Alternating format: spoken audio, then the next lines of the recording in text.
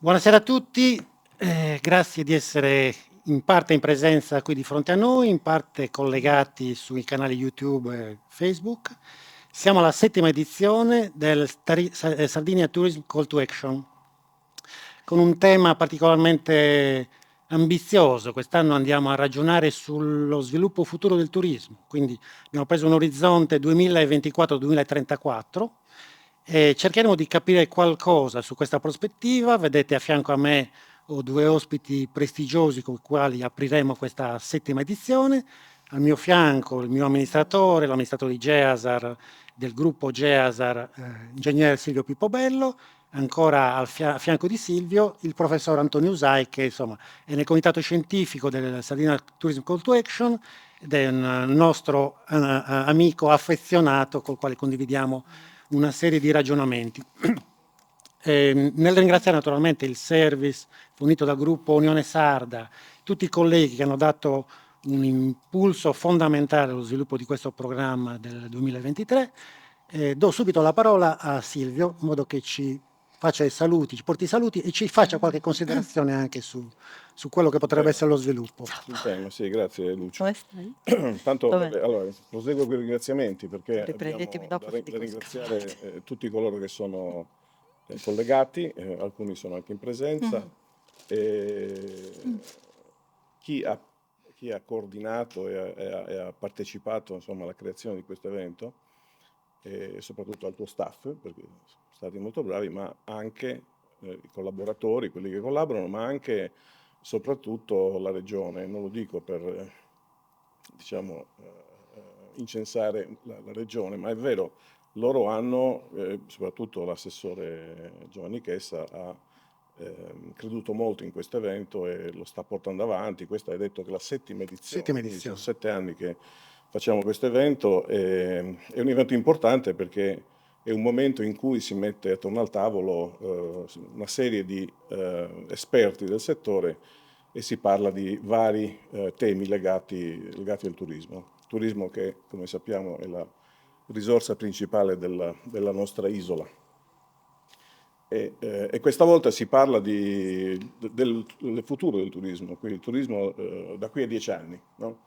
Un argomento un bel obiettivo, per un momento difficile è importante quanto difficile. Allora, io stamattina, quando Lucio mi ha chiesto di fare i saluti, di dire qualche parola, mi sono messo così a riflettere, ho buttato giù qualche appunto su come io personalmente vedo il futuro del turismo in Sardegna.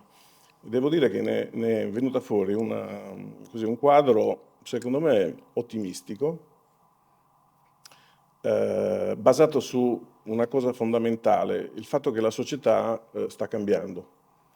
Sta cambiando perché? Perché la tecnologia, soprattutto la tecnologia informatica, lo sviluppo dei social network, ma anche si sta formando una certa consapevolezza individuale nelle persone e soprattutto nei giovani che sono i futuri turisti da qui a 10 anni.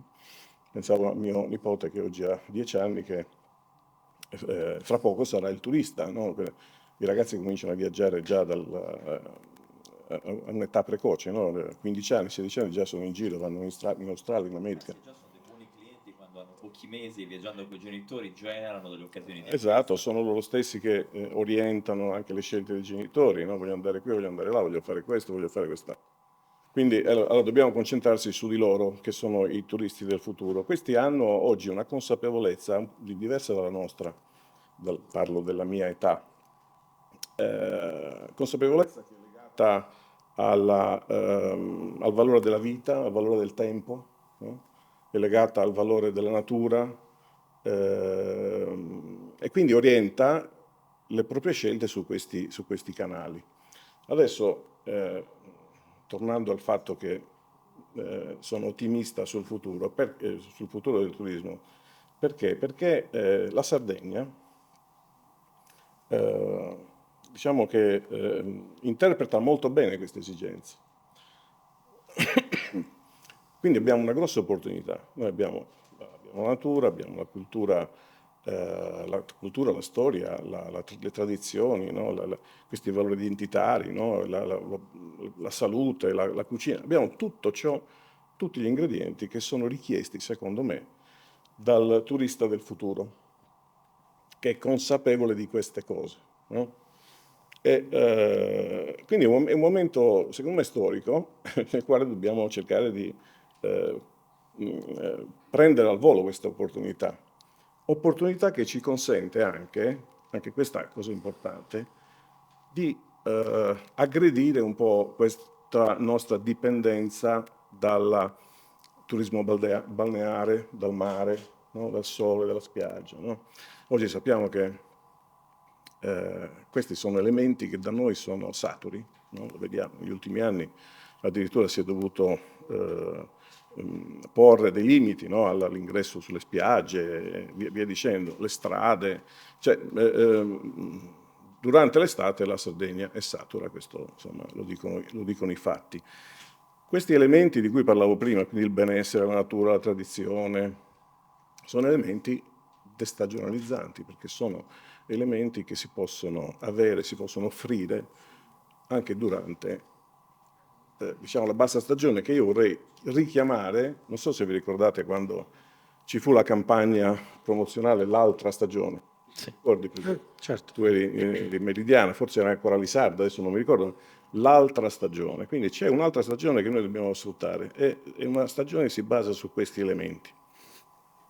Addirittura c'è un tipo di turismo, chiamiamolo turismo, fra virgolette, che è il turismo permanente, lo chiamo io, no?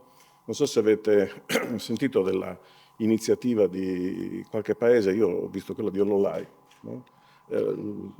Qualche giorno fa mi chiama un amico americano e mi dice, sai, mio figlio vorrebbe venire a Ololai per passare lì un po' di tempo. Ma quanto tempo? Dico, ma vuole fare un periodo, so, una settimana, 2 per fare un po' di turismo? No, lui vorrebbe stare lì 1 anno, 2 anni. Ma dove trovo questa cosa? E ho scoperto che c'è una promozione che è arrivata negli Stati Uniti, io non la conoscevo, l'ho vista dopo, che offre la possibilità a chi vuole appunto soggiornare in questi posti, la possibilità di lavorare e di soggiornare, no? Allora, chiamiamolo turismo permanente, anche questo è un filone che dobbiamo sfruttare. Quindi grossa opportunità, ma come fare per sfruttare questa opportunità? Allora, dobbiamo attrezzarci, perché non siamo attrezzati.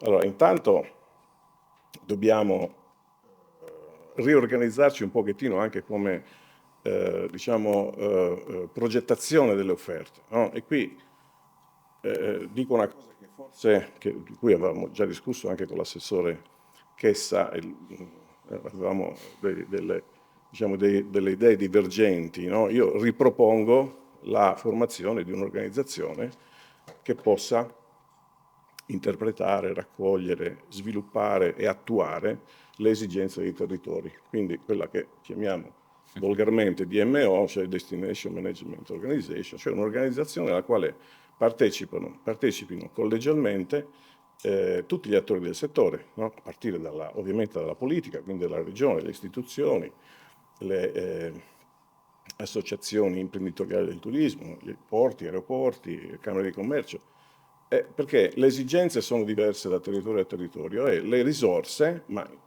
intendo risorse non solo come risorse economiche, ma tutte le risorse, devono essere utilizzate in modo differente e questo può avvenire solo attraverso un'attività collegiale e una condivisione di obiettivi, no? E di strategie, no? Quindi questa è la prima cosa, secondo me, ecco, bisogna ripensare a un'organizzazione di questo tipo. Poi dobbiamo mettere a posto i collegamenti interni, perché questi elementi di cui parlavo prima, quindi il benessere, le tradizioni, identità, eccetera, li troviamo soprattutto all'interno della nostra regione, ma bisogna dare la possibilità di raggiungere l'interno a questi flussi, no? Quindi allora attrezzare meglio, anzi rivedere il trasporto ferroviario, migliorare la percorrenza delle nostre strade, migliorare le indicazioni, no? Sapete tutti, chi è sardo sa che se uno vuole andare, che ne so, alla Lanusei, oggi se conosce la strada bene, ma un turista credo che trovi difficoltà a andare in un determinato posto. Il decoro delle nostre strade, non so se avete notato tutti quanti, forse ci stiamo un po' facendo l'abitudine, le nostre strade sono sporche, piene di immondizia dappertutto, buste di rifiuti da tutte le parti. Questo è quello che il nuovo turista non vuole.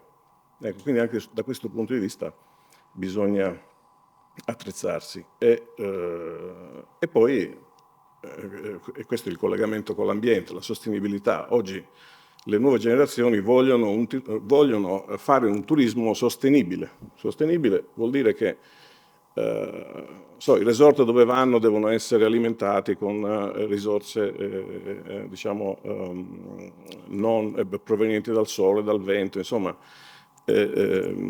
senza inquinare l'ambiente. E tutti gli elementi della sostenibilità, quindi anche lì bisogna interrogarci, fare dei progetti e sviluppare diciamo, attività. Gli aeroporti lo stanno già facendo da un po' di tempo. Il nostro aeroporto, posso portare l'esperienza del nostro aeroporto, noi adesso stiamo consapevoli di questo, consapevoli del fatto che le nuove generazioni gradiscono diciamo, utilizzare servizi sostenibili. Abbiamo lanciato delle iniziative importanti come la realizzazione di un impianto fotovoltaico che ci dà la possibilità di sfruttare l'energia per il 25% circa della nostra necessità. Stiamo cambiando tutte le attrezzature aeroportuali da motore a combustione a motore elettrico. Per far questo abbiamo partecipato a un bando dell'ENAC e abbiamo avuto risorse per circa 10 milioni di euro per cambiare tutte le attrezzature. Abbiamo tante piccole attività del nostro aeroporto in questo senso. Stiamo anche facendo dei progetti per l'utilizzo dei droni per determinate funzioni aeroportuali che consentono anche appunto di risparmiare, di non emettere CO2. E stiamo pensando anche ad esempio ai vertiporti, no? Che sarà il modo di trasferire le persone nel futuro, no? Quindi ecco, noi ci stiamo attrezzando da questo punto di vista e così stanno facendo anche tutti quanti gli altri aeroporti. Ecco. Quindi termino qui perché sennò prendo troppo tempo. Ecco, quindi un'immagine positiva dove la Sardegna può trovare diciamo, possibilità e opportunità di grande sviluppo del turismo. Bene, Luciano. Grazie Silvio. Antonio, ci dobbiamo ricollegare alla masterclass di stamattina. Il format di quest'anno prevede una cosa innovativa. La mattina abbiamo una masterclass. La masterclass è in presenza, a numero chiuso, fatta di operatori qualificati. Questi operatori emettono alla fine del loro lavorare, si chiudono in delle stanze, mettono un documento, una serie di stimoli, di considerazioni, di sollecitazioni. Ce ne vuoi dare qualche piccolo spunto? Diciamo che già stamattina abbiamo avuto le prove di questo futuro in movimento. Avere 60 operatori che si confrontano con noi, che ci ascoltano e che si fanno sentire, che hanno voglia di sperimentare, di condividere criticità, punti di forza, di proiettarsi nel futuro, significa che col tuo action arrivato ad un livello di maturità che ci lascia ben sperare anche per gli effetti sul territorio. E proprio da questa maturità stamattina sono nate riflessioni interessanti. Come diceva Lucio, 3 diversi tavoli di confronto, operatori eterogenei. Avevamo dall'albergatore passando per la guida turistica e arrivare al mondo dei servizi o alle istituzioni. Per cui diciamo che in un piccolo mondo rappresentato che poteva parlare di turismo, parlare di sensazioni e poi abituarsi a parlare di futuro. Ecco, una cosa che ci ha incuriosita e che è emersa subito è che parlare di futuro, come ce ne parlava adesso l'ingegnere Pippo Bello, non è cosa da tutti i giorni. Noi siamo abituati per gran parte del nostro tempo a concentrarci sulla quotidianità, a concentrarci sull'operativo. Difficile invece trovare lo spazio per guardare avanti. Quando ho chiesto nel tavolo che ho avuto il piacere di coordinare io, qual è uno dei punti di debolezza delle persone che lavorano nel sistema, più voci hanno confermato che uno dei punti di debolezza è non avere tempo. Allora, non avere tempo, che sembra quasi una banalità, in realtà è uno dei e delle grandi criticità che non ci consentono di guardare al futuro, di pianificare, di programmare, di darci una prospettiva strategica. E questo ci deve far riflettere, perché significa che noi diamo alla prospettiva e quindi al futuro un ruolo limitato rispetto all'attualità, dimenticandoci che quell'attualità deve contribuire al futuro, che deve essere realmente il nostro obiettivo. Ecco allora che tra i vari temi emersi, al di là di queste curiosità, abbiamo avuto molti operatori che ci hanno ricordato come il patrimonio naturale, il patrimonio culturale, le opportunità che ci sono in Sardegna, trasversali, che vanno dal mare alla costa passando per l'interno e poi proiettandosi sulle persone, le tradizioni, quel concetto di sostenibilità che dobbiamo ancora essere bravi a declinare in prodotto, per arrivare poi a soluzioni concrete. Da più parti si è chiesta la DMO, di cui ci parlava l'ingegnere Pippo Bello. La DMO è vista non più come una scatola, qualcuno ancora ci ricorda che la DMO è una scatola, come tutte le scatole, quello che conta sono le persone, ma noi andiamo oltre. La DMO è un momento di aggregazione, un think tank che ci deve aiutare a guardare al futuro con la convergenza di tutte le anime del turismo, e facendolo dobbiamo essere più organizzati, perché questo ci chiede il mercato. Se è vero che il turista, come abbiamo detto prima, lo seguiamo dalla culla, non diciamo alla morte, ma all'età avanzata, perché evidentemente i senior stanno diventando uno zoccolo duro di tante destinazioni, è altrettanto vero che dobbiamo essere bravi a saperli ascoltare. E allora questa è una delle altre dimensioni emerse. C'è stata un'attenzione particolare per il cliente, per il sistema dei servizi al cliente, e anche questo non era scontato ed è un po' una novità, Lucio, perché siamo passati da un orientamento al prodotto che ha caratterizzato 23 anni, oggi abbiamo visto i dati di 23 anni, l'evoluzione del nostro mercato turistico in Sardegna negli ultimi 23 anni, 20-23, le presenze, gli arrivi, le curve che per fortuna sono state sempre crescenti, eccetto la pandemia, però la verità è che in tutto questo ci siamo concentrati sul prodotto e ahimè su quello che conosciamo, perché i tanti stimoli che ci ha dato l'ingegnere in questo momento sono trascurati e non valorizzati dai più.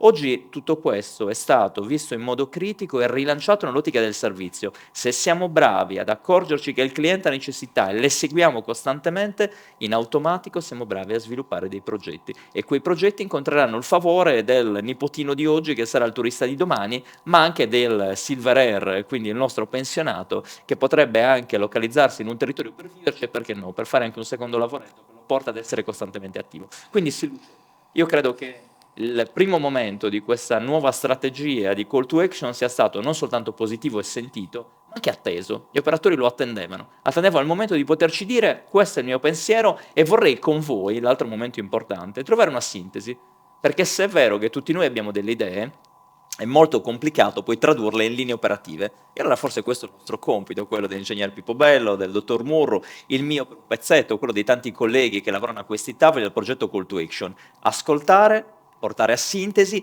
cercare un dialogo comune, che è l'altro elemento che è mancato negli anni, dire tutti le stesse cose ma nel modo comprensibile per tutti. A volte la sostenibilità l'abbiamo declinata in prodotti o sottoprodotti, non sapendo che era sostenibilità, o a volte ancora abbiamo parlato di sostenibilità come lo facciamo su tutti i siti internet che parlano di turismo, e poi ci dimentichiamo che la sostenibilità non è la dichiarazione in 2 righe oppure un francobollo che ci dice sono sostenibile. La sostenibilità è un concetto più profondo che deve essere pervasivo, che diventa un asset per il futuro, in modo che quel futuro sia il prodotto che sto trasportando verso il futuro vero del turismo. Ti fermo qui perché sei un fiume in piena e devo dare la linea al dottor Cocco dell'assessorato, il capo di gabinetto dell'assessorato del turismo, che dovrebbe essere connesso. Chiedo alla regia di metterlo online. Buonasera a tutti e saluto anche a nome dell'assessore Chessa. Adesso la vediamo pure. Perfetto. Buonasera, dottor Cocco. Buonasera a lei. Benvenuto. Buonasera. Alzate un po' il volume. Buonasera. Ci siamo visti a giugno, se non sbaglio, in occasione della presentazione della linea diretta Olbia-Dubai. Diciamo intanto grazie per questa opportunità, riporto il saluto anche dell'assessore Chessa, che è impossibilitato a essere presente in questo momento. Ringrazio i relatori che mi hanno preceduto per già gli enormi spunti di riflessione che sono stati fatti, che sono stati elencati e anche approfonditi, devo dire. Diciamo che è una riflessione che è importante fare per la Sardegna, e noi abbiamo la fortuna che la natura in quest'isola non si è impegnata a dare, che ci ha regalato un enorme patrimonio naturalistico e quindi anche di identità dal punto di vista delle biodiversità e e delle opportunità che può offrire al vista questa terra meravigliosa. Certo è che iniziative come quelle di oggi rappresentano senza ombra di dubbio il fatto che esiste una classe dirigente che ha voglia di elaborare soluzioni che ci consentano di promuovere meglio la nostra destinazione. Il discorso appunto del turismo delle esperienze o turismo esperienziale. Oggi il turista non si accontenta più della cosiddetta tintarella o del turismo balneare che è localizzato in quella fascia dei mesi estivi, anche se ancora in Sardegna il turismo estivo copre quell'80% dei flussi annuali. Ma il turismo delle esperienze in Sardegna può essere promosso 12 mesi l'anno e devo dire che la regione su questo sta portando avanti sempre più iniziative per consentire ai nostri operatori di offrire opportunità in termini di esperienze al turista 12 mesi l'anno. Il prossimo fine settimana ci sarà l'evento annuale dei cammini. Noi camminiamo in Sardegna, un numero enorme di cammini, sentieri, il cosiddetto turismo lento. Oggi in Sardegna è una realtà che attira numerosi turisti. E questo si aggancia cercherò di essere breve, alla riflessione che è stata fatta qualche istante fa rispetto al Silver Air Generation e al fatto che appunto oggi la fascia di popolazione che viaggia, che è appunto utenza per gli operatori turistici, si è estremamente allargata, anche per quello che è una rivoluzione demografica che ha delle ripercussioni positive sul turismo, che è quella dell'invecchiamento della popolazione. Io oggi guardavo uno studio che divideva in 3 tronconi la popolazione europea e la definiva la generazione dei baby boomers, quelli nati tra il 45 e il 65, la generazione X nata tra il 65 e l'80 e i cosiddetti millennials nati dopo il 1980. Beh, sostanzialmente tutta l'Europa occidentale, eccezione fatta della Turchia, della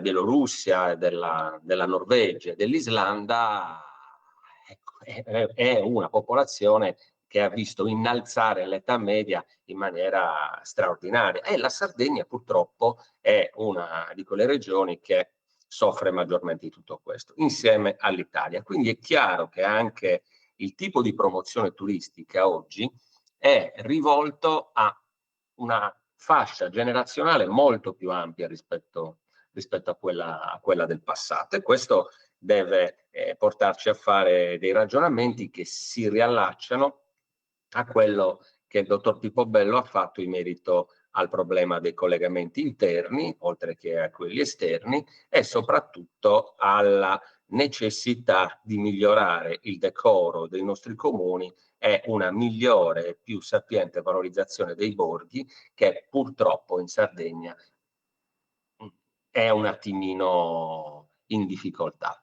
Io mi sono permesso di fare una riflessione alcune settimane fa e dire che, a mio avviso, attraverso il Piano Nazionale di Ripresa e Resilienza, la Sardegna dovrebbe fare un forte investimento sui borghi sul mare, perché pochissime situazioni in Sardegna che stanno sul mare hanno il decoro che dovrebbero avere, che comunque è quel decoro che il turista si aspetta. Ci sono tante realtà, non voglio fare nomi, ma anche nel Cagliaritano, ad esempio, ci sono tante località di mare che sono purtroppo trascurate dalle amministrazioni comunali, e quando il turista arriva si ritrova in situazioni che dal punto di vista del decoro urbanistico non sono all'altezza del territorio in cui si trovano.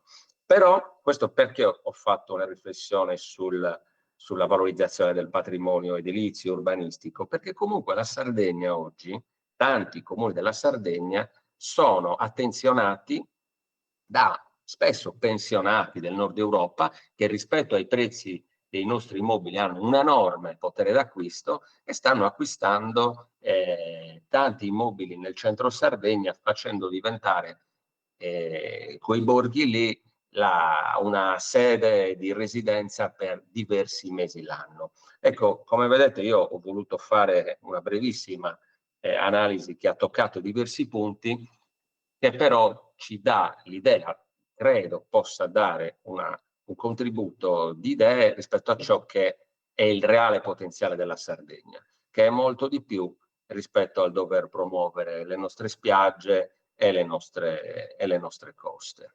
Grazie. Grazie, dottor Cocco. Salutiamo a questo punto il dottor Usai, col quale ci vediamo più tardi, l'ingegner Pippo Bello. Diamo invece la parola a Giovanna Loriga, la nostra collega di GEASAR dell'aeroporto di Olbia, che è la nostra specialista in sviluppo rotte, quindi ha una funzione specifica, si chiama proprio Route Development Manager. Quindi a te la parola, Giovanna, avrai senz'altro numeri interessantissimi. Grazie Lucio per questa opportunità. Allora, vi illustrerò in un momento, praticamente partiremo dai dati consuntivi della stagione da gennaio ad agosto. Se i colleghi mettono le slide, una stagione molto positiva per gli scali della Sardegna, dove quest'estate abbiamo avuto un network di 233 collegamenti, di cui 89 nazionali e 144 internazionali, con oltre collegamenti per oltre 25 paesi. Quindi oltre 9 milioni di posti offerti in vendita da gennaio ad agosto in Sardegna. Come potete vedere, quindi sono transitati da gennaio ad agosto oltre 6 milioni, sono circa 6 milioni e 7 passeggeri transitati nei 3 scali principali dell'isola, in crescita del più 6,5% rispetto allo stesso periodo del 2022.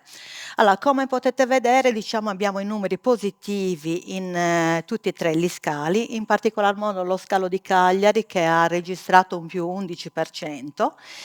Diciamo che lo scalo di Cagliari gestisce quasi il 50% del traffico della Sardegna, mentre poi abbiamo lo scalo di Olbia Alghero insieme un altro 50%. Positivi i dati di Olbia che cresce del più 3%, più 3,4%, e diciamo che invece Alghero il dato è in linea con quello dello scorso anno, che già aveva registrato un'importante crescita. Quindi diciamo che per lo scalo di Alghero è stato un anno di consolidamento. Quindi se possiamo andare avanti, quindi abbiamo ancora molto da fare per quanto riguarda il discorso della stagionalità.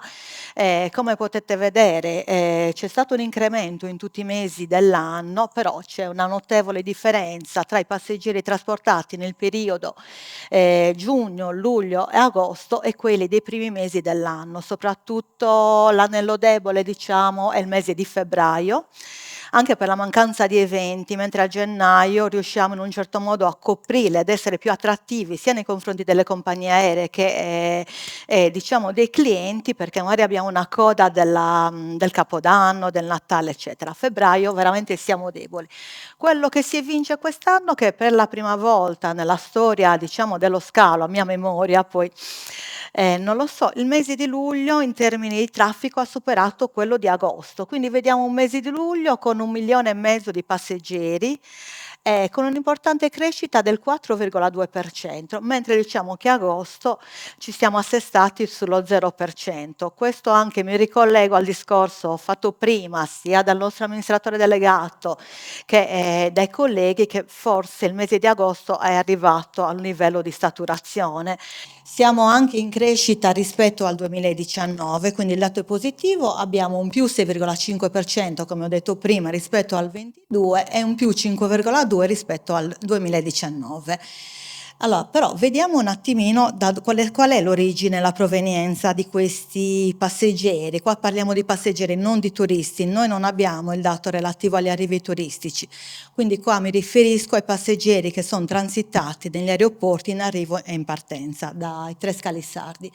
Allora, vediamo che il 2023 è anche l'anno del ritorno dei passeggeri internazionali. Non siamo ancora arrivati ai livelli del 2019, dove in Sardegna il 38% del traffico era costituito dai passeggeri internazionali. Quest'anno siamo in ripresa, siamo arrivati al 33%, però il dato è positivo. Allora, i principali mercati, diciamo che i mercati storici rappresentano quelli di riferimento. Qua abbiamo inserito i principali mercati. La Germania, che si conferma il primo mercato con uno share del 21%, seguita dalla Francia col 16%, poi abbiamo la Spagna, la Gran Bretagna, la Svizzera, la Polonia e il Belgio, e poi gli altri paesi col 17%. Adesso vedremo per singolo scalo come si sviluppano, quindi vediamo, questo è l'aeroporto di Cagliari con 3 milioni e 3 passeggeri transitati da gennaio a agosto. Circa il 27% di questi passeggeri sono internazionali. Diciamo che lo scalo di Cagliari è prettamente domestico, perché il 76% del traffico è sviluppato sulle direttrici domestiche da per l'Italia. Anche qui, come potete vedere dal grafico, diciamo che i mercati di riferimento dell'aeroporto di Cagliari sono gli stessi regionali. Anche qui la Germania mantiene la sua posizione con un 20%. Qua, a differenza, non abbiamo più la Francia, ma diciamo che gli spagnoli sono il secondo mercato. Poi seguono i mercati tradizionali: Francia, Gran Bretagna, Svizzera, Polonia, Belgio e gli altri mercati che non abbiamo inserito, che comunque sono tanti. Qua invece abbiamo l'aeroporto di Alghero. Anche l'aeroporto di Alghero, con 1 milione di passeggeri transitati da gennaio ad agosto, in questo momento rispecchia la stessa composizione dell'aeroporto di Cagliari. Infatti il 26% del traffico è sviluppato sulle rotte internazionali, mentre il 74% su quelle domestiche. Qua, a differenza, abbiamo un mercato diverso, complementare, poi lo vedremo anche a quello di Olbia e a quello di Cagliari, dove forse anche per ragioni culturali e per ragioni storiche la Spagna è il principale mercato di riferimento. È molto importante la presenza del mercato dell'est ad Alghero piuttosto che negli altri aeroporti, dove abbiamo al secondo posto appunto la Slovacchia. Segue l'Irlanda, poi di nuovo mercati dell'est come Romania, Polonia, Belgio, Gran Bretagna e altri paesi. Adesso vedremo invece quali sono i mercati di riferimento dello scalo di Olbia, che, come potete vedere, quindi lo scalo di Olbia è quello con una percentuale più alta di traffico internazionale. Siamo arrivati a un 44% quest'anno, però il periodo pre-pandemia il 51% del traffico dello scalo era sviluppato sul segmento internazionale. Quest'anno diciamo che stanno crescendo molto gli stranieri, mentre l'anno scorso abbiamo avuto un notevole incremento del traffico domestico, dovuto anche a fattori contingenti, perché a causa della pandemia era anche difficile spostarsi e anche c'era un certo timore ad andare all'estero, quindi praticamente tutto il traffico. Anche le compagnie aeree hanno ampliato l'offerta aprendo rotte in Italia, soprattutto dalle isole sono state prese d'assalto. Quest'anno abbiamo un po' meno italiani, però il ritorno degli stranieri. Quindi per Olbia il primo mercato segue praticamente l'andamento della regione, con 280 Germania.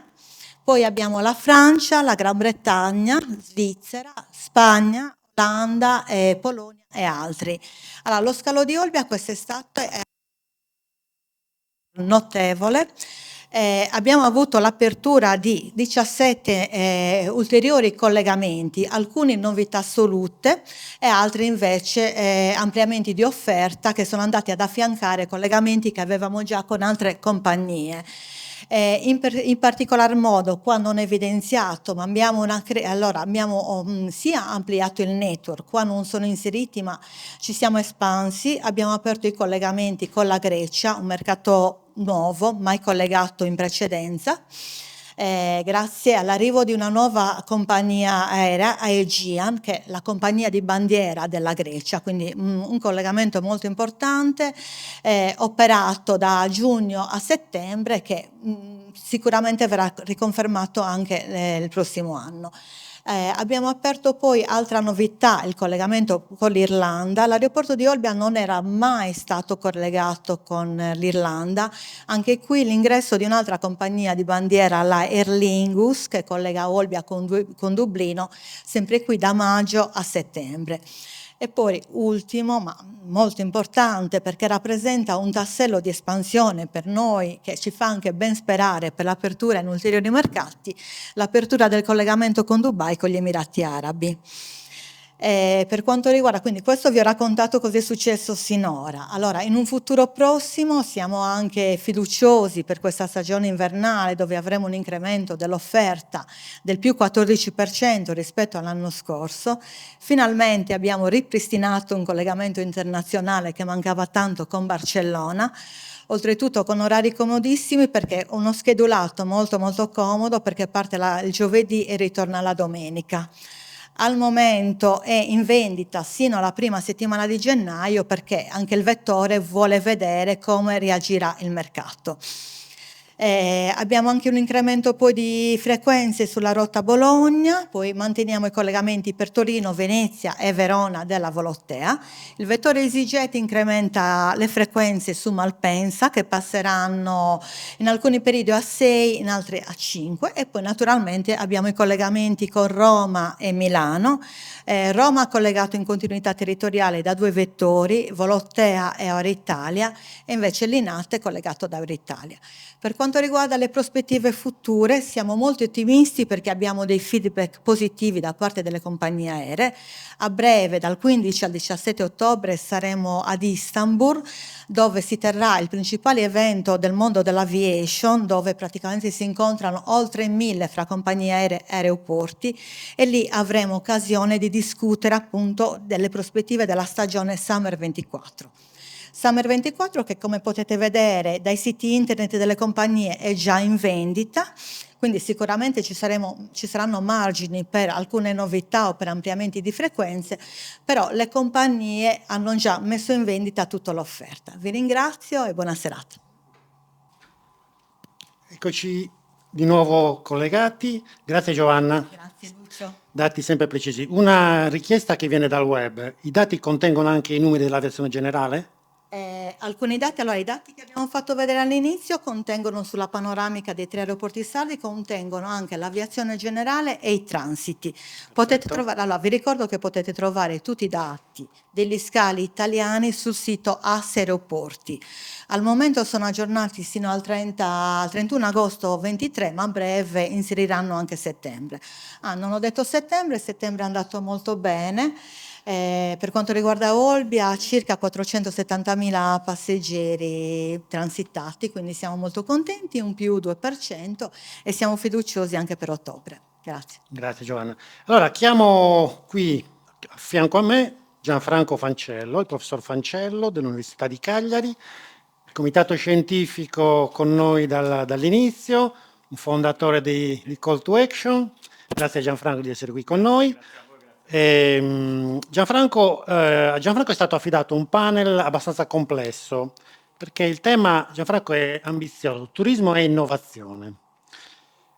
Avrai 4 momenti per sviluppare questo tema. Oggi è il momento. Ti chiedo di chiamare i tuoi ospiti e di presentarli. Sì, Buon grazie, lavoro. Lucio, grazie, il tema è ambizioso anche perché, come diceva Silvio Pipobello, siamo al 7° anno, e invece che celebrare la crisi del 7° anno e della 7ª edizione, diciamo, raddoppiamo, e quindi abbiamo voluto guardare al futuro. Quindi chiamo qua i 2 ospiti, Matteo Boccia, che è della Bravo Innovation Hub, che è un programma finanziato da Invitalia, ed è il manager che gestisce qua in Sardegna l'applicazione di questo programma, e la professoressa Maria Agostina Caviddu, che è ordinario di diritto pubblico al Politecnico di Milano, una giurista tra ingegneri e architetti, quindi non so se questo sia un bene. Allora, possiamo sederci e iniziare a ragionare appunto su questo tema. Io, Matteo, partirei da te perché subito con un'azione concreta, perché parlare di innovazione e parlare di futuro significa poterlo fare in tanti modi. Qui Bravo Innovation Hub ci offre subito una concreta azione di applicazione di questo futuro che va a supportare la realizzazione di start-up ed imprese. Insomma, in una decina di minuti ti chiedo la cortesia, so che hai preparato delle slide, di presentare cos'è Bravo Innovation Hub, così anche chi ci segue da casa ha la possibilità di capire di cosa si tratta e soprattutto se un treno che ha iniziato a camminare, se può salire sopra questo treno. Ecco. Grazie mille Don Franco, grazie a tutti per l'invito e dell'opportunità di raccontarvi un po' quello che stiamo cercando di fare in termini di catalizzazione dell'innovazione. Appunto Program Manager di Bravo Innovation Hub insiste sulla... diciamo che il programma è un programma da un'esigenza molto, come dire, concreta, come dicevi prima Gianfranco, cioè abilitare e far sviluppare, creare le basi per far sviluppare dei temi di innovazione, anzi meglio ancora di open innovation, e poi vedremo un pochino cosa significa nel sud Italia. Quindi sono stati identificati 3 hub dove attivare queste attività in cui poi entreremo nel dettaglio, che sono Brindisi, Cagliari e Palermo in rigoroso ordine alfabetico, senza per non fare... Cagliari Rosso altre, ma perché appunto è quella di cui oggi magari facciamo una zoomata. Su queste 3 hub sono stati identificati 5 temi, 5 settori rilevanti per lo sviluppo, quindi temi su cui declinare le call e i programmi, che sono appunto transizione 4.0, turismo e cultura, Smart City, di cui appunto sono il manager, New Energy, problemi col microfono. Quindi appunto, se cerchiamo il programma, è ovviamente un programma del Ministero, quindi del MIMIT e di Invitalia, che nasce da un'osservazione molto banale, ma ahimè non altrettanto banale, sulla quale lavorare, cioè quello che ad alcune latitudini, in alcune parti della nostra penisola, è un po' più complicato far innovazione e far soprattutto, non tanto svilupparla, ma portarla a scala, farla attecchire e portarla a scala. Infatti su questa diapositiva possiamo vedere come la capacità di sviluppare innovazione è assolutamente uniformemente distribuita nel paese, e vediamo che negli ultimi 10 anni il Sud ha colmato parecchio del gap che aveva rispetto a Bologna nella prima gemmazione, nelle prime fasi. Le buone notizie. Le brutte notizie sono che invece la distribuzione di PMI, di medie imprese, di grandi imprese, ahimè, non è uniformemente distribuita su tutto il territorio nazionale. Quindi, per dirla in maniera molto semplice, senza entrare nel dettaglio dei grafici, al sud ci sono molte meno grandi imprese in comparazione al nord e al centro-nord, e non solo sono, come dire, fatturano di meno, ma hanno anche di conseguenza minor capacità di investire sull'innovazione. La ricetta che Mimit e Invitalia insieme hanno declinato è appunto quella di se andiamo alla slide successiva ancora, è quella di insistere sull'open innovation, cioè l'idea è quella che un territorio è in grado di partorire innovazione, ma per permettere a quell'innovazione di essere diffusa, di arrivare ad una scala per cui determina un vero impatto sul cambiamento di quel settore, di quel mercato, ha bisogno di collaborare con imprese che hanno accesso a quei mercati, alle reti, effettivamente la possibilità di far crescere velocemente quell'iniziativa, quell'innovazione. E questo è qualcosa che non è che il Ministero si è inventato, ma è qualcosa che sta succedendo, e anche nel sentimento degli imprenditori e dei manager stessi. In questa diapositiva non la commentiamo perché ci porterebbe via un quarto d'ora solo questa, ma il tema è, nella loro prospettiva, nei prossimi anni, 2-3 anni, peserà sempre di meno la capacità interna di partorire innovazione da parte di un'organizzazione di medie e grandi dimensioni, ma sarà sempre più fondamentale, quindi strategico, riuscire a coltivare, gestire con continuità e quindi monetizzare, capitalizzare le relazioni con gli ecosistemi. Da qui appunto la ricetta di Bravo Innovation Hub, che ha appunto l'obiettivo di creare un ponte tra startup imprese di medie, piccole e grande dimensione, per riuscire a farle collaborare, costruire dei primi progetti pilota e accelerare quel percorso di crescita che molto spesso, soprattutto appunto nelle attitudini di cui stiamo parlando, come dire, è più complesso. Cioè, nella fase di generazione abbiamo delle buone performance, ma poi nella fase di scaling, come effettivamente si chiama la fase successiva, ahimè, paghiamo ancora molto dazio. Con Bravo Innovation Hub quindi vogliamo tendenzialmente riuscire a fare in modo che le ragioni per cui le corporate sono a caccia, non solo in Italia, questo nel mondo, di collaborazioni con startup, che sono quello di velocità, di stare al passo con i cicli di innovazione che sono sempre più brevi, sempre più veloci, di avere un occhio su quelle che sono le super nicchie, cioè magari mercati che per un colosso non vale la pena presidiare, ma che possono fare la fortuna di una startup, e quindi è esattamente lì che il connubio è più di forza, o anche e soprattutto fare acquisizione di talenti. Ovviamente come abbiamo visto, il Sud ha la grandissima capacità di generare innovazione, quindi in termini di capitale umano è super dotato, è molto dotato anche, e questo certo non depone a nostro favore, tanto talento a ottimo mercato in termini di costi rispetto ad altre latitudini. E dall'altro lato, ovviamente, per le startup abbiamo già detto, è inevitabile l'approccio e l'accesso ai progetti pilota con le aziende, è l'unico modo per accelerare e dare veramente gamba ad un'innovazione che altrimenti rischia di rimanere veramente di piccolo cabotaggio, e in alcuni settori quello di cui mi sto occupando in questa fase è determinante, perché i modelli sono praticamente tutti B2B, quindi è inevitabile che il contatto con le aziende e con le grandi corporate è fondamentale.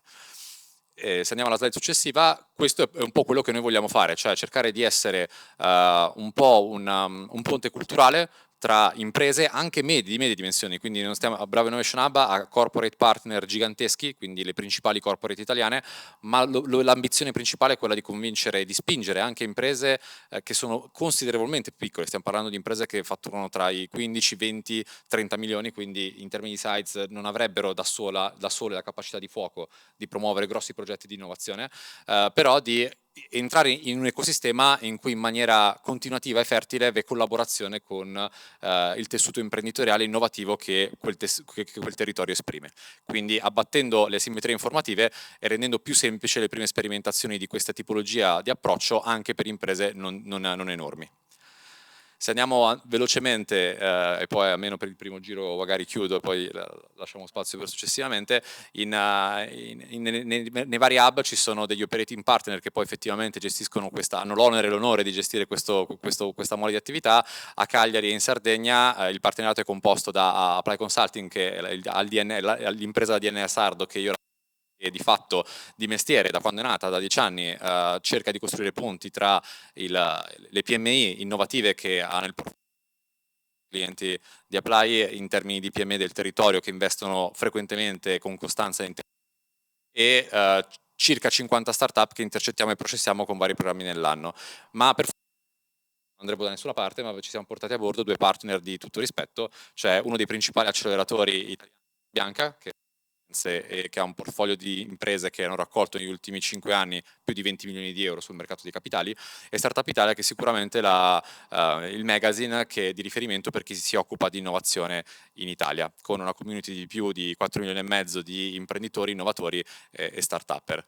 Velocemente proprio andiamo sulle fasi, così poi sulle fasi del programma, la slide successiva. Quindi è un lungo viaggio tortuoso, come abbiamo voluto rappresentare anche con questa strada un po' curvilinea. Di fatto oggi dove siamo? Si è avviata la fase del programma di accelerazione, che è composto da una parte di training, quindi non una formazione, come dire, molto didattica, molto didascalica, ma al contrario molto esperti che si confrontano e danno ai 10 team selezionati, ammessi alla call, programma in questo momento, mentre noi siamo qui a parlare, c'è il responsabile di innovazione e ricerca di un'impresa sarda che sta facendo una panoramica delle tecnologie più interessanti per chi si occupa di smart city, trasferire insight, strumenti pratici e anche visione di sviluppo, cioè quali sono gli ambiti ragionevoli per creare sviluppo partendo dalla Sardegna, ma avendo come ambizione quello di scalare in Italia e in Europa. Magari questo primo giro mi fermo qui. Grazie Matteo. Abbiamo iniziato a parlare appunto e ci hai spiegato, devo dire molto bene, qual è lo scenario di riferimento. Con la professoressa Cabiddu Vorrei però affrontare il tema in maniera un po' più ampia, quindi dando anche un quadro, insomma, anche sfruttando il fatto che appunto essendo un'accademica ha diciamo, un quadro diciamo, ampio e di sistema. Allora, a parer tuo, io qui, parentesi, do del tu a tutti, quindi evito i titoli proprio per facilitare la comunicazione, ci diamo del tu, siamo amici, quindi ovviamente lo è. Dicevo, quali secondo te sono gli elementi, parlando di innovazione, quindi iniziando a guardare quel futuro, quali sono gli elementi principali a parer tuo, dal tuo punto di vista, che si occupa appunto di politiche pubbliche, che guarda l'aspetto normativo, ma guarda anche in che modo poi gli utenti rispondono a questo, sui quali si può basare una azione di innovazione nel futuro? Cioè quali sono gli elementi essenziali a parer tuo? Io credo di essere stata invitata qui perché insegno al Politecnico di Milano, insegno governo del territorio e ho dei master e coordino dei corsi di perfezionamento e dei master, 3 in particolare, uno su appalti e contratti pubblici, uno su protezione dati e transizione digitale e uno su amministrazione 4.0, l'abbiamo intitolato. Quindi la ragione dell'invito probabilmente a questo panel è data da questi interessi. E allora viviamo in una fase di transizione da molti punti di vista, con molti problemi e dunque molte opportunità, un periodo, una fase interessante dunque. E allora queste transizioni, venendo qui anch'io ho buttato giù degli appunti che poi però hanno trovato conferma in quello che ho sentito da chi mi ha preceduto, che ha parlato di attenzione al territorio, chi ha parlato di transizione, chi ha parlato dell'uso del digitale anche applicato al tema che interessa, e cioè in particolare il turismo e quindi gli operatori del settore. E mi ero appuntata appunto tre questioni. Allora, l'uso delle piattaforme di marketing territoriale, l'uso delle piattaforme di prenotazione, in particolare Airbnb, con tutti i problemi che Airbnb pone nelle grandi città, da Venezia a Milano, dove si ragiona come a Venezia oggi a Milano sullo stop ad Airbnb, perché l'uso di quelle piattaforme ha comportato un innalzamento dei prezzi sia per quanto riguarda gli affitti sia per quanto riguarda le abitazioni, che non è più gestibile. 15. Joseph Ejark ci diceva proprio che nel programma strategico delle Baleari c'è un programma, Tu hai già fatto un'ipotesi l'intervista? di stop. Esatto, e però tuttavia Airbnb non funziona allo stesso modo dappertutto. Abbiamo sentito ci sono delle specificità territoriali di cui bisogna avere cura, ed è ovvio che nella grande città pone dei problemi, quando invece si parla di turismo diffuso la piattaforma potrebbe essere molto utile anche in una prospettiva poi non di acchiappare semplicemente il turista a mordi e fuggi, ma anche di quello che lo vede e prenota per un breve tempo e poi invece ci si stabilizza in quella e si dedica al turismo permanente, come ho sentito dire prima, che è un'ipotesi che piacerebbe anche a me. Quando ero ancora in università mi ero fatta il sogno tutto mio dell'Isba tecnologica, cioè della casetta di fronte al mare, però perfettamente collegata col resto del mondo. Ecco, questa è una realtà oggi e quindi per molti quello che prima era un sogno è diventato effettivamente realtà.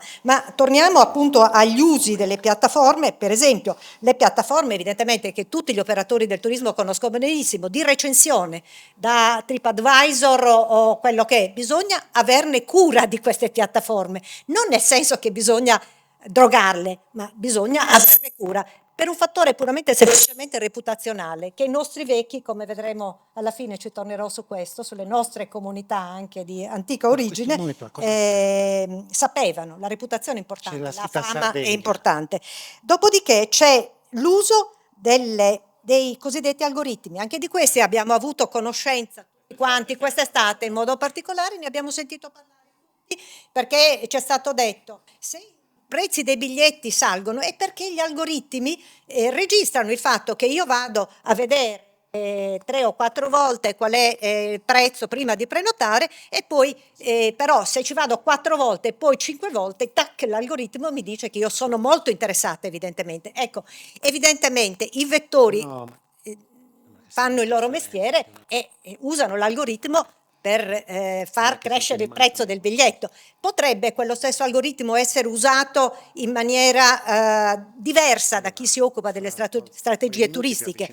Lucio Murru prima diceva, ma noi diamo le notizie sui flussi, e tutti sanno o dovrebbero sapere come funziona l'algoritmo e quali sono i picchi. Sì, però se lo sanno dovrebbero anche essere conseguenti e quindi fare in modo che quei picchi vengano, tra virgolette, distribuiti, oppure che le compagnie aeree, soprattutto quelle che hanno una convenzione con le amministrazioni, per esempio regionali, come la nostra, che ha dei rapporti di continuità territoriale, e quindi obbligare il vettore ad aumentare le tratte, non il giorno prima del fatto, ma ovviamente con il tempo necessario, e che noi il tempo lo conosciamo. Ce l'ha detto la manager di Geasar, che ha detto: guardate, vedete che a luglio ci sono più voli che ad agosto, quindi lo sappiamo, quindi siamo in grado di poter dire per il prossimo luglio che forse luglio non è più quello di una volta.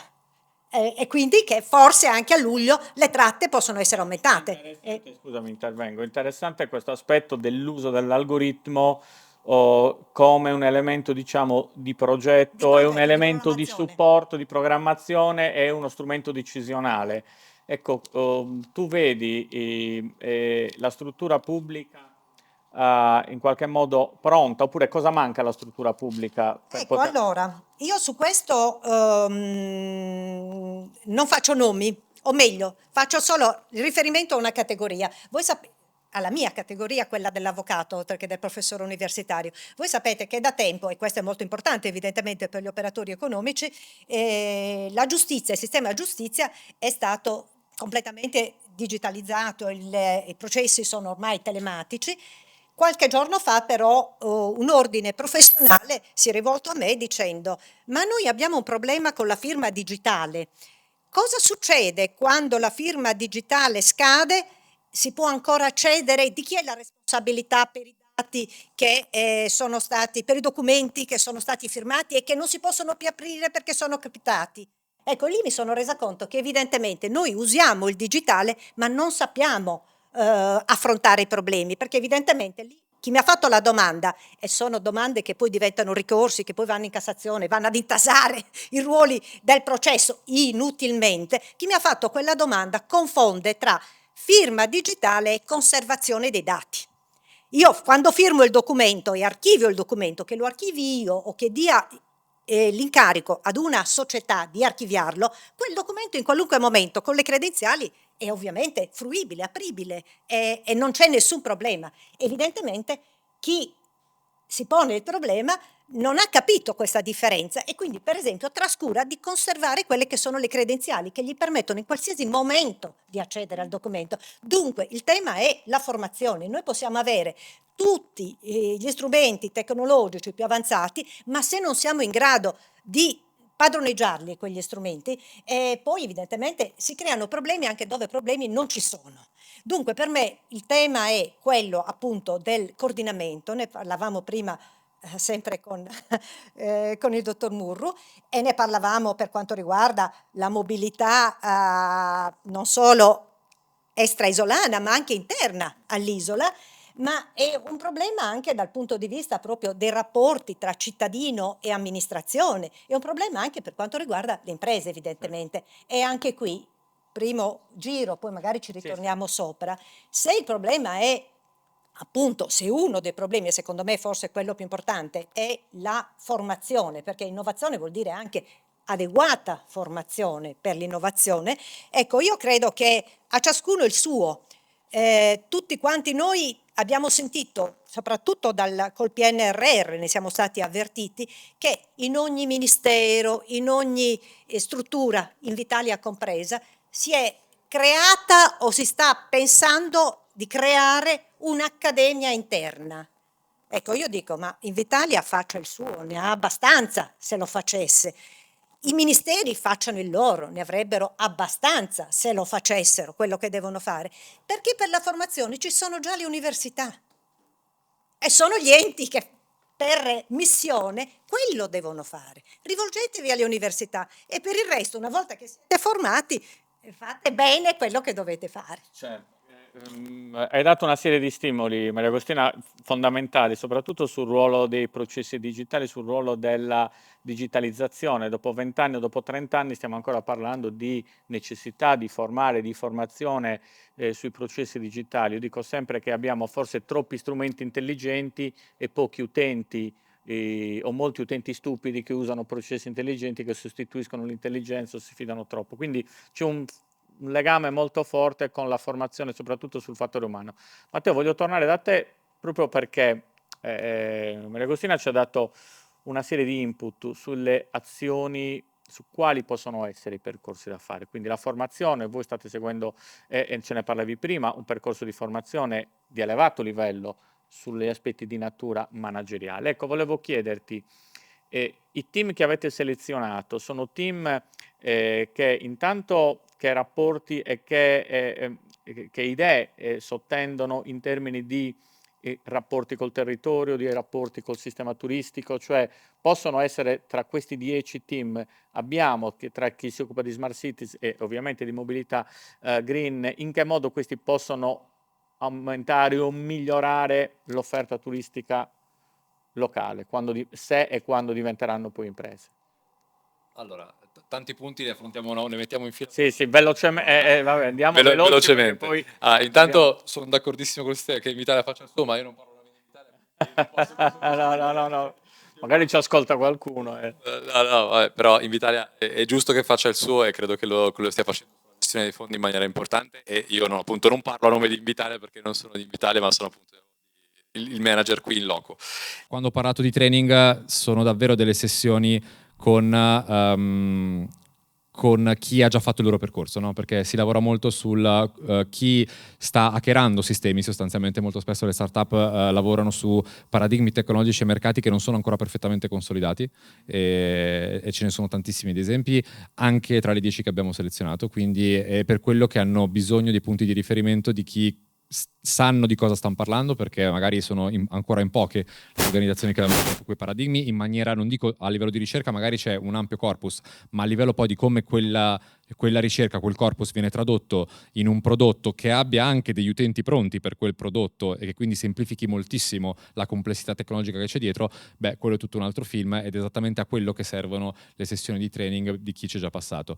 Poi ci sono figure fondamentali dal mio punto di vista che sono i mentor, cioè sono delle figure complementari, le scegliamo sempre complementari rispetto al focus del team, quindi se un team ha una conoscenza tecnologica molto spinta, quindi molto forte, perché magari un team tecnico cerchiamo di affiancare il più possibile un mentor che possa dare una visione complementare, quindi assolutamente slegata dalla tecnologia, ma magari molto focus sulla parte di accesso ai capitali, se quel business è un business che avrà bisogno di capital intensive, avrà bisogno di investimenti, oppure di come un mentor che dà la visione del design, cioè come si progetta mettendo al centro gli utenti e i loro bisogni e non la sofisticatezza tecnologica dell'infrastruttura che puoi costruire. Hai parlato e hai spiegato bene anche a chi ci ascolta il paradigma dell'open innovation, quindi della relazione tra processi di innovazione e ricadute sul territorio.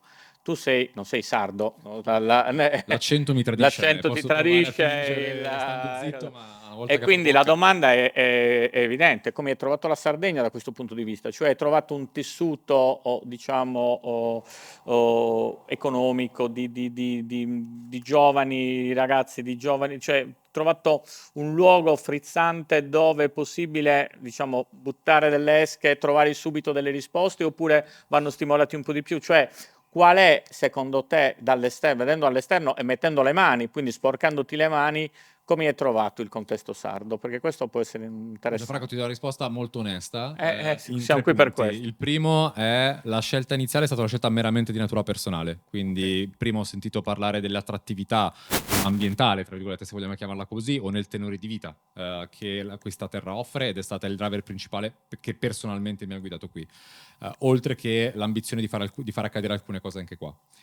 Arrivando ho scoperto che in realtà, rendendola semplice, non si va in Sardegna solo per stare al mare, ma al contrario. Questa terra ha partorito innovazione in maniera importante. Negli anni 90 è stata protagonista dell'ondata dell'innovazione che dall'Italia è partita ed è arrivata in Europa e nel mondo. e ho trovato un ecosistema molto più vivo di quello che potevo immaginare. Io voglio ricordare che la Sardegna, e Cagliari in particolar modo, è l'8º ecosistema secondo una graduatoria internazionale per sviluppare impresa in Italia, quindi è l'8º ecosistema startup innovative in Italia. Quindi le innovazioni ci sono tantissime aziende innovative, ve ne potrei citare almeno 50, però non lo faccio perché fare sicuramente torto a qualcuno, anche imprese che hanno raccolto capitali anche all'estero, quindi diciamo che l'innovazione c'è e viene partorita. Ho notato anche qui il problema da cui siamo partiti, no? Mettere a sistema con l'innovazione Un difetto, è complesso, ecco, qual è una criticità? Fattori di scala, inevitabilmente, cioè il mercato interno, se tu hai in testa di costruire un'azienda veramente importante non puoi pensare al mercato regionale, e chiaramente un mercato interno troppo poco interessante da un punto di vista di numeri, banalmente di densità. 2, le dimensioni di conseguenza delle imprese e dei clienti, cioè devi acquisire 2000 clienti per arrivare ad una size in cui in altre latitudini, in altre parti del mondo, magari con un unico progetto pilota con un cliente sei già a quella size. E 3, è una banalità, lo so, però viverla, è quasi 3 anni che sono qui, l'ho vissuta direttamente, non sempre è semplice, mettiamola così, fare sistema e riuscire a costruire progettualità multi-stakeholder che siano costruiti per un fine ultimo superiore dei singoli interessi. Bravo Innovation Hub nel suo piccolo sta provando a fare questa cosa qua, perché sta mettendo in filiera altri progetti e altre iniziative finanziate sia lato pubblico che privato, che tangenzialmente hanno a che fare con trasporti, con mobilità, con smart city, sia in ambito accademico, sia in ambito amministrazione pubblica col comune di Cagliari, città metropolitana. Cioè Bravo Innovation Hub è atterrato con questo tema a Cagliari proprio per provare a fare sintesi di queste iniziative e non inventarsi un nuovo verticale laddove magari non c'è tessuto fertile. Quindi la mia speranza è che questo sia un qualcosa che ci porti a sistematizzare poi questa approccio. Se dobbiamo sintetizzare, ragazzi, guardate fuori, non guardate solo al mercato regionale, fate rete, fate molta rete fra di voi, fate molta rete all'esterno, non guardate i vostri piedi, ma cercate di essere sinergici con gli altri. La parafraserei con guardate fuori in termini di sbocco, ma non dovete per forza andarvene per costruire un prodotto interessante, lo potete fare tranquillamente rimanendo qua. Molto bene, molto bene. Torno da Maria Agostina, abbiamo Lucio ancora un paio di minuti, un minuto al volo. Ti chiedo una cosa perché ne parlavamo prima quando prendevamo il caffè. Ci sono sull'innovazione purtroppo abbiamo spesso che il mercato ha una velocità diversa rispetto alle politiche pubbliche. Le politiche pubbliche inseguono il mercato sull'innovazione, quando arrivano a declinarlo il mercato è già andato avanti. Cosa si può fare per colmare questo gap? Io credo appunto esattamente che intanto occorre, come dicevo prima, provare a restituire la parola a chi formazione la fa e mettere in sinergia, creare banalmente quello che diceva prima Matteo, e cioè fare il sistema, cioè creare delle filiere. Però io vorrei dire anche in questo minuto, mi aspetta? In questo minuto direi, c'è una pubblicità in questi giorni uscita nelle metropolitane di Milano, io prendo spesso i mezzi pubblici, che dice machine learning, l'intelligenza artificiale impara in fretta. Che cosa però noi le stiamo insegnando nel frattempo? E quindi ancora una volta che cosa mettiamo dentro le macchine che poi ci devono aiutare? E ancora una volta io dico, ma l'innovazione non può prescindere da quello, da suconnotto, come direbbero in Sardegna. In questo senso, parlo a due nuoresi e credo che mi capiscano al volo. In questo senso, e cioè noi siamo abituati a quella frasetta che dice: se una farfalla batte le ali in Brasile, poi a Pechino c'è un uragano. Ecco, se un tweet basta a togliere, diciamo così, fiducia in un'impresa in Sardegna, io credo che il fattore reputazionale sia un fattore molto importante, e questo ci riporta appunto a quello che le nostre comunità sapevano benissimo. Che cosa sapevano i nostri vecchi? Che bisogna curare il proprio territorio, perché quello era la loro ricchezza e questa è la nostra ricchezza, che bisogna tener fede alla parola data e quindi non puoi spennare il turista, ma lo devi curare e stare ai patti e dargli quello che il turista si attende, perché devi rispondere ad un'aspettativa. E l'altra è l'accoglienza dell'ospite, che è appunto un ospite, come tale deve essere. Ecco, io credo che coniugare innovazione e tradizione sia quello che veramente Mi fa sembra, di noi la mi differenza. sembra un'ottima sintesi, Maria Agostina. Grazie a te per Grazie. essere venuta qua e per averci insomma, Grazie a dato voi. il vostro contributo. Grazie a Matteo per essere venuto qua e per averci dato il suo contributo. Lucio, ripasso la parola a te. Grazie a chi ci ha seguito. Gianfranco, fermati ancora un secondo qui, mentre facciamo microfonare i nostri prossimi interlocutori. Che dire, siamo leggermente in ritardo sulla tabella di marcia, ma credo che abbiamo messo insieme un po' di concetti interessanti, quindi vale la pena fare anche dei piccoli ritardi rispetto a quando si raccontano cose particolarmente ghiotte. Tu raccontaci qualcosa anche tu di stamattina, la tua impressione della masterclass di Devo stamattina. dire che stamattina la masterclass è stata davvero molto interessante perché abbiamo avuto un momento di confronto con gli operatori, ne parlava Antonio Usai poco fa. Sono venute fuori alcuni elementi essenziali, importanti, che poi sono venuti fuori anche ora. La necessità intanto di fare sistema, ormai se ne parla e forse è anche banale dirlo, però tutte le volte ritorna, quindi prima o poi questo sistema andrà fatto, prima o poi questo sistema bisognerà strutturarlo, non possiamo solo parlarne, allora prima o poi dovremo atterrare a creare un qualcosa che può essere una connessione fisica diretta tra soggetti pubblici e soggetti privati, tra i diversi soggetti decisionali. Quindi il primo elemento è chiediamo in generale o alla politica, nel senso più ampio, che questo passaggio del fare sistema diventi l'elemento essenziale. Primo aspetto. Secondo aspetto che è venuto fuori il tema della formazione. Il tema della formazione, noi siamo abituati nel turismo a pensare che la formazione sia una formazione, diciamo, dei livelli intermedi, quindi la formazione degli operatori, quindi chi opera negli alberghi, quindi i camerieri, gli operatori, chi sta alla reception, eccetera, eccetera. Verissimo, strategico, fondamentale, eccetera. Però stamattina è venuta fuori un'altra cosa importante, la formazione anche di chi ha il ruolo decisionale, di chi ha le competenze decisionali, perché non basta quello. Purtroppo noi veniamo e non parlo solo del settore del turismo, ma in generale del settore imprenditoriale. Un imprenditore spesso, soprattutto se è un imprenditore di successo, è convinto, devo dire anche giustamente dal proprio punto di vista, avendo avuto successo, che quindi non ha bisogno di un'azione di formazione verso se stesso, ma che avendo avuto successo è riuscito ad ottenere i risultati, è riuscito ad ottenere gli obiettivi. Siccome questo è un mondo che cambia con una velocità impressionante e velocissima, è proprio lì forse che abbiamo la necessità di avviare anche sulle top, diciamo, sulle figure top, sulle figure manageriali, un processo di formazione che inizia a spiegare che il mondo sta cambiando e che alcuni processi decisionali strategici sugli alberghi, su chi gestisce i servizi turistici sono necessari, perché il modo di fare il turismo non di 50 anni fa, l'abbiamo capito, ma anche di 10 anni fa è totalmente cambiato rispetto ad oggi. E Joseph e Jacques, per esempio, stamattina nella masterclass ci ha spiegato come velocemente cambiano le esigenze dei turisti. E quindi abbiamo bisogno c'è anche un bisogno di formazione reale anche sulle persone e sui soggetti che governano i processi decisionali, perché possano mettersi assieme, perché possano creare delle reti, perché ormai il modello turistico è totalmente cambiato.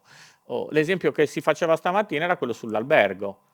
L'albergo non è più una commodity, l'albergo non è più un luogo dove si va a dormire, o almeno chi pensa che sia quello, sì, ma sta perdendo dei margini di crescita enormi. L'albergo sta diventando un'altra cosa. Allora, questo processo di cambiamento deve essere governato da chi ha le leve decisionali in mano e quindi chi può governare. Molto bene, direi che siamo pronti per il prossimo panel. Chiamo quindi sul palco Pierluigi Rubattu, giornalista della Nuova Sardegna, che modera un incontro interessante.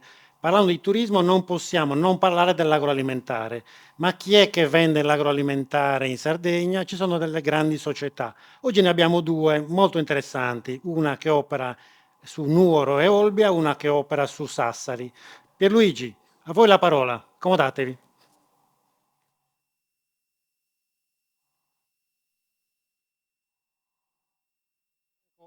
Prego Fabrizio.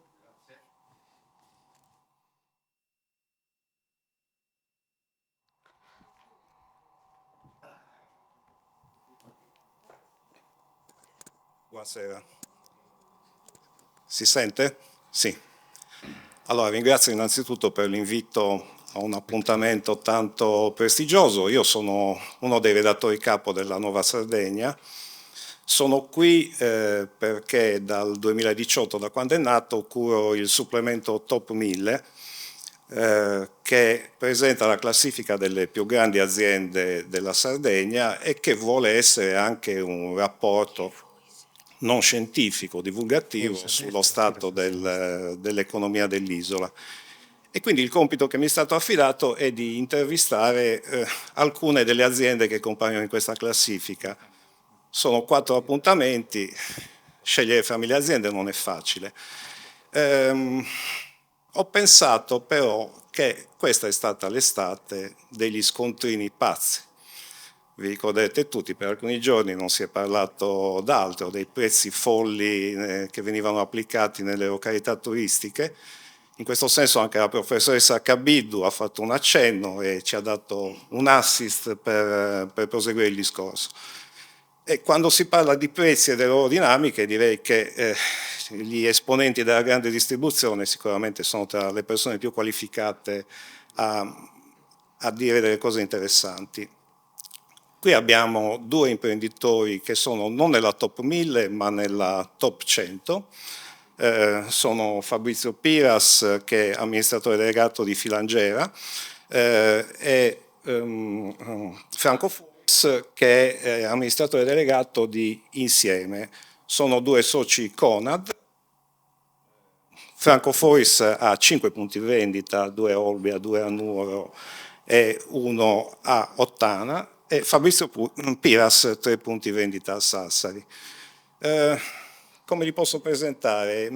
Io li definirei come 2 self-made men. Franco Foris ha 52 anni, è nato a Ottana e a Ottana ha cominciato da un piccolo market per arrivare a una dimensione che oggi lo porta a essere la prima azienda in provincia di Nuoro. Fabrizio Piras è nato a Carbonia, esperienze di vita e di lavoro a Cagliari, una lunga... È andata via la voce? No. Nel commercio e soprattutto nella grande distribuzione specializzata in bricolage fino all'arrivo a Sassari nel 2019, è diventato socio Conad e è stato la sua azienda ad essere fra le prime 10 della città, una delle prime della provincia. Quindi io partirei, ripeto, dall'estate dei rincari, da quel momento in cui si è propagata attraverso i social, poi credo che fosse un'immagine un po' distorta, l'idea che ovunque andasse in Italia il povero turista veniva quasi rapinato. E io immagino che la grande distribuzione abbia una funzione di contenimento e di calmiere dei prezzi per i turisti. In questo senso vorrei chiedere conferma partendo da Franco Foris. Sì, certo. La grande distribuzione ha giocato un ruolo per calmierare questo effetto social che è andato a diffondersi per tutta l'estate. Tra l'altro da anni... Come? Siamo i cattivi. No, siamo cattivi. Dicono, però non siamo qui per smentire. Però abbiamo da anni in essere delle iniziative che comunque tengono i prezzi sempre costanti, quindi abbiamo bassi e fissi che lo facciamo ormai da 10 anni, con un paniere di prodotti per i quali garantiamo un prezzo di lungo periodo, quindi non andiamo a ritoccare i prezzi d'estate.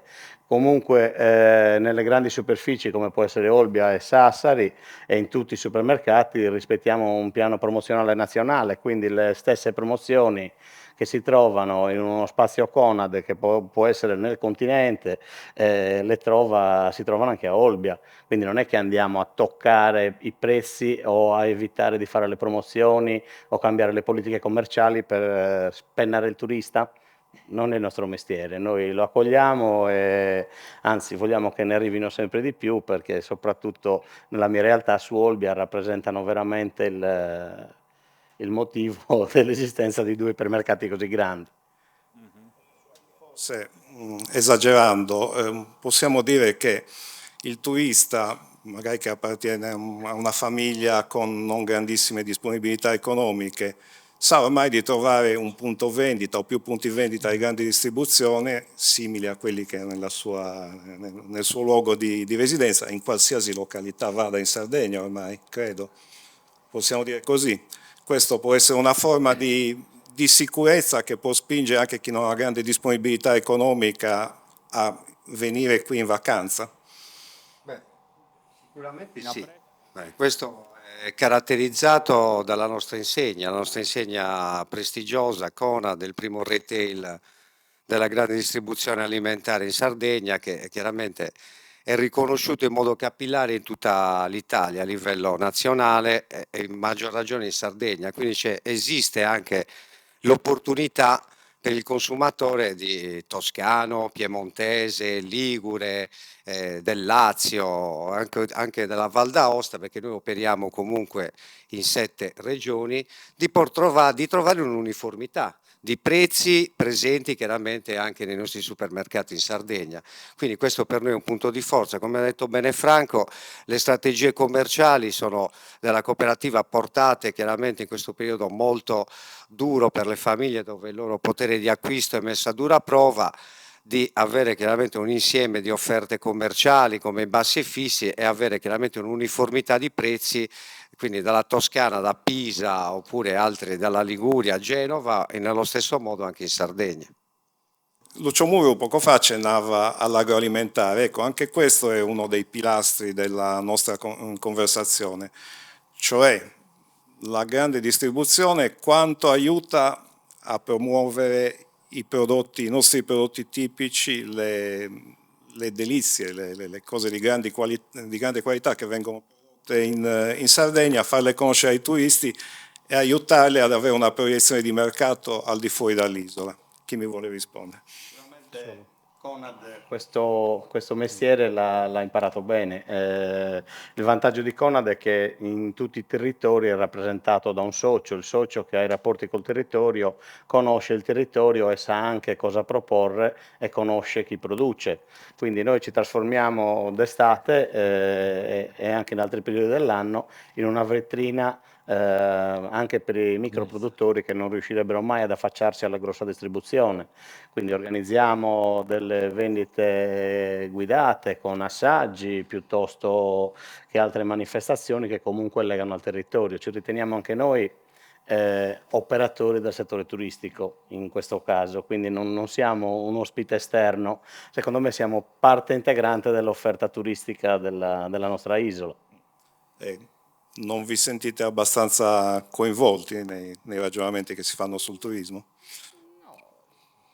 Cioè, essere oggi ospiti qua vuol dire che qualcuno ci sta coinvolgendo e si rende conto che anche noi siamo dei player che giochiamo la stessa partita, ecco. Quindi faccio i numeri di Olbia. Olbia passa nei 3-4 mesi d'estate, arriva a quintuplicare il fatturato del periodo invernale, quindi i punti vendita sono a forte vocazione turistica.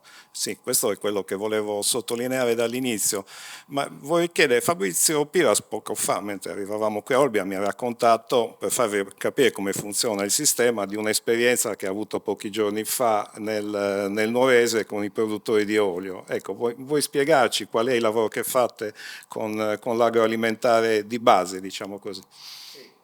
Mi ricollego a quello che stava dicendo precedentemente Franco, perché comunque c'è un'attinenza e riguarda il localismo, cioè tutto quello che per noi sono i prodotti locali e quindi la produzione dei prodotti locali, dove poi lui è proprio campione, perché riesce comunque a catalizzare grazie alle sue aziende quelli nel microterritorio, i piccoli produttori locali, e dargli poi l'opportunità di farsi conoscere. E stavo raccontando proprio l'esperienza di domenica, dove ero ospite a un convegno dove c'erano i produttori, piccoli produttori di olio in Sardegna, organizzato dalla Proloco, con il presidente degli olifici sardi. Insomma, il problema sostanzialmente era: ma noi, tutti questi begli intenti, questo protocollo che andremo a firmare, dove troviamo chiaramente, ci coordiniamo per cercare di fare, di produrre, come lo scarichiamo a terra? Cioè, dove vendiamo?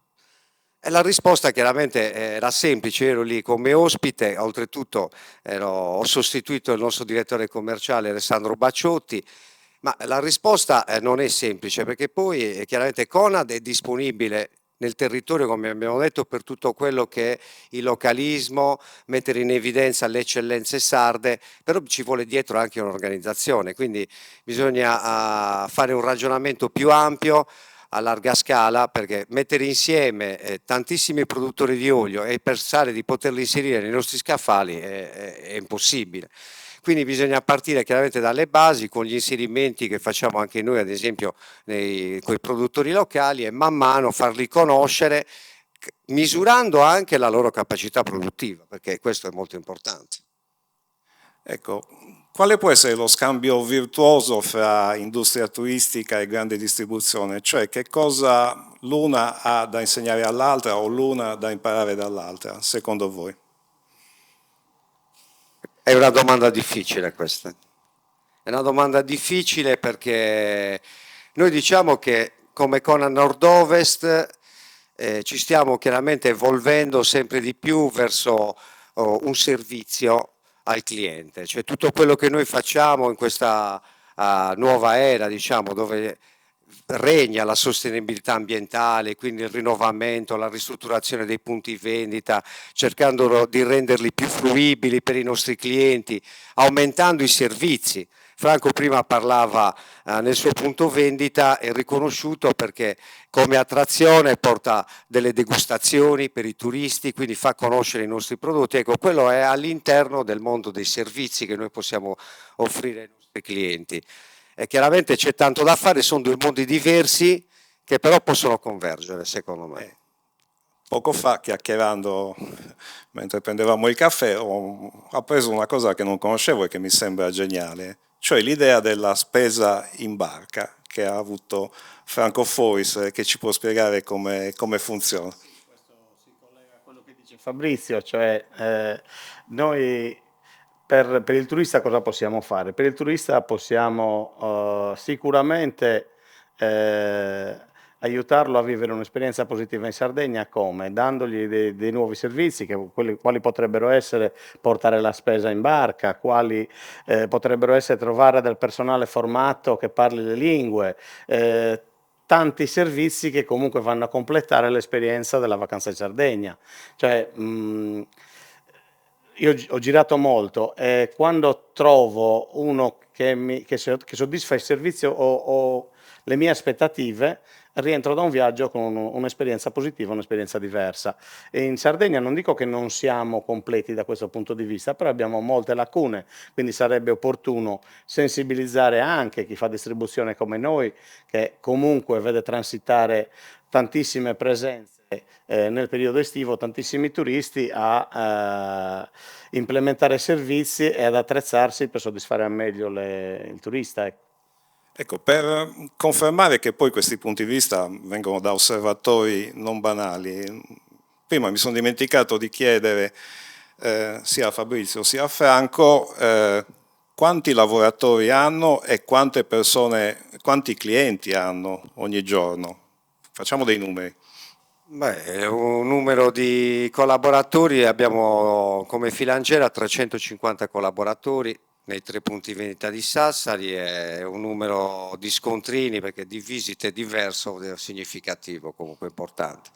Rappresentiamo, diciamo, abbiamo una penetrazione di mercato almeno su Sassari, mediamente Conad in Sardegna una penetrazione del mercato intorno al 20%, su Sassari è del 28%, quindi riusciamo a esprimere bene tutta diciamo, il nostro meglio nella città come canali distributivi, da Spazio Conad, Superstore, Conad, Sapori dintorni, quindi diciamo che è abbastanza completo sotto questo aspetto.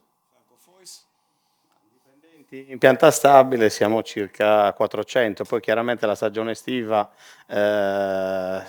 ci costringe ad assumere degli stagionali, quindi andiamo a superare anche i 500 dipendenti. Come clienti da Nuoro a Olbia c'è molta differenza, vi dico solo che da metà giugno a metà settembre nei nostri 2 ipermercati di Olbia transitano circa 1 milione di persone, che sono comunque non olbiesi e non sardi, che sono turisti che gravitano nei nostri punti vendita. Passiamo come fatturato da 1 a 5 volte, quindi è anche difficile da gestire, per quello che dico che il turismo per noi è il senso, ci fa raggiungere l'equilibrio per esistere, ecco. Un'ultimissima domanda, visto che siamo arrivati vicino ai 20 minuti canonici. Credo che la grande distribuzione e l'industria turistica siano sicuramente accomunate dalle politiche di profilazione, dal concetto di soddisfazione del cliente. E quindi chiederei come si fa a agganciarlo questo cliente, e voi avete tutto il sistema delle carte fedeltà, le raccolte punti, le offerte, eccetera, ma soprattutto dopo averlo agganciato, come si fa a conservarlo?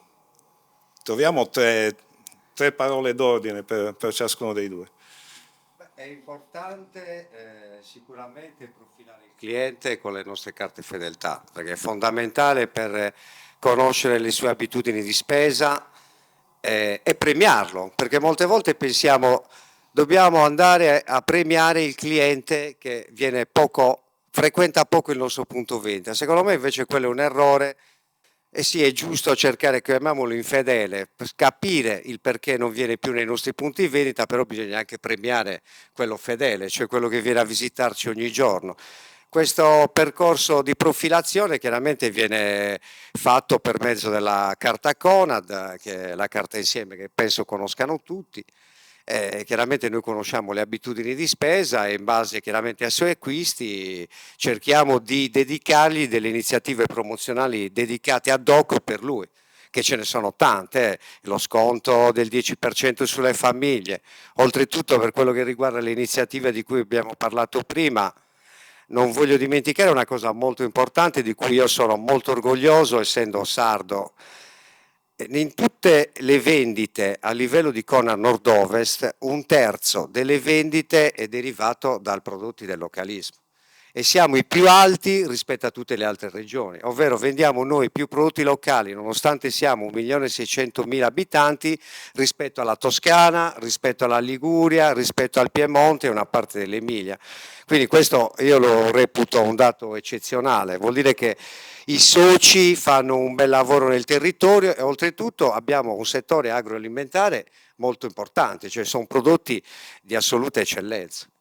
Lo chiamiamo orgoglio sardo. Ecco, vorrei un contributo anche da Franco Fois per concludere. La domanda come fate ad agganciare il cliente? Agganciare il cliente sicuramente la gioca da padrone la nostra insegna. La nostra insegna è conosciuta in tutta la nazione, è conosciuta anche all'estero, quindi è già una garanzia entrare in un supermercato Conad, è un'insegna conosciuta, già uno si aspetta certe cose. Poi abbiamo clienti turisti, sì, la carta fedeltà, ma non è necessaria per il cliente turista. Il cliente turista si aspetta di essere trattato bene, di essere seguito, di comprare al prezzo giusto, di trovare le cose che cerca e la qualità soprattutto, e vediamo che anche il cliente è legato a noi dalla qualità e dalla soddisfazione dell'esperienza dell'acquisto che ha fatto magari l'anno scorso. Abbiamo clienti che vengono ogni anno e conoscono per nome anche la cassiera. Quelli sono i nostri clienti che ormai vivono da noi. Conosciamo turisti che non fanno solo l'estate, ma hanno la possibilità di lavorare da remoto. Ci sono tanti che lavorano da remoto e che comunque vivono nella casa al mare, magari si fanno il mese di ottobre piuttosto che le vacanze di Natale. Cioè, secondo me dobbiamo riuscire veramente a incentivare anche questo tipo di turismo che non è prettamente estivo ma in pianta stabile. Ne abbiamo bisogno perché la Sardegna sta svuotando, quindi dovremmo pensare a consolidare queste cose il più presto possibile.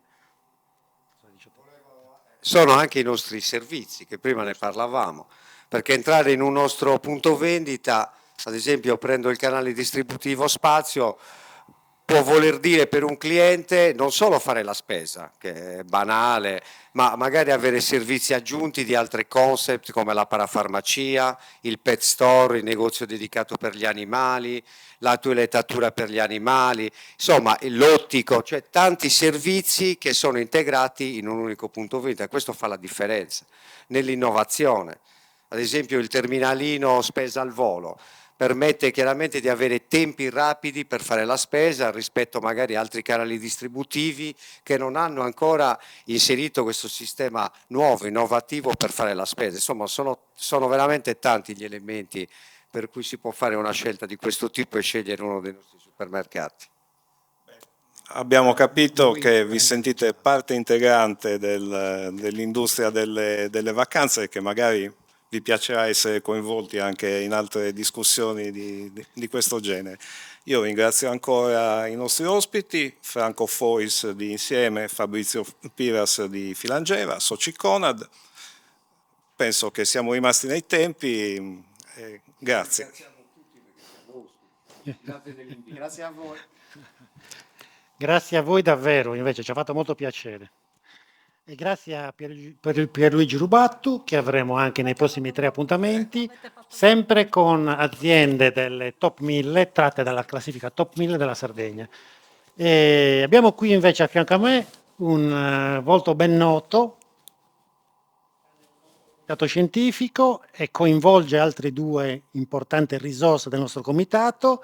Molto più importanti di me. Molto più importante di te, per iniziare con Maria Elena Rossi, insomma, direttore marketing di Enit, ma poi non ultimo abbiamo il buon Robert Piattelli, sì, presidente di Biffio Educational, che sarà con noi e parleremo di comunicazione. Sapete, un tema un po' spinoso, no? Un po' particolare, che è la comunicazione. A voi la parola.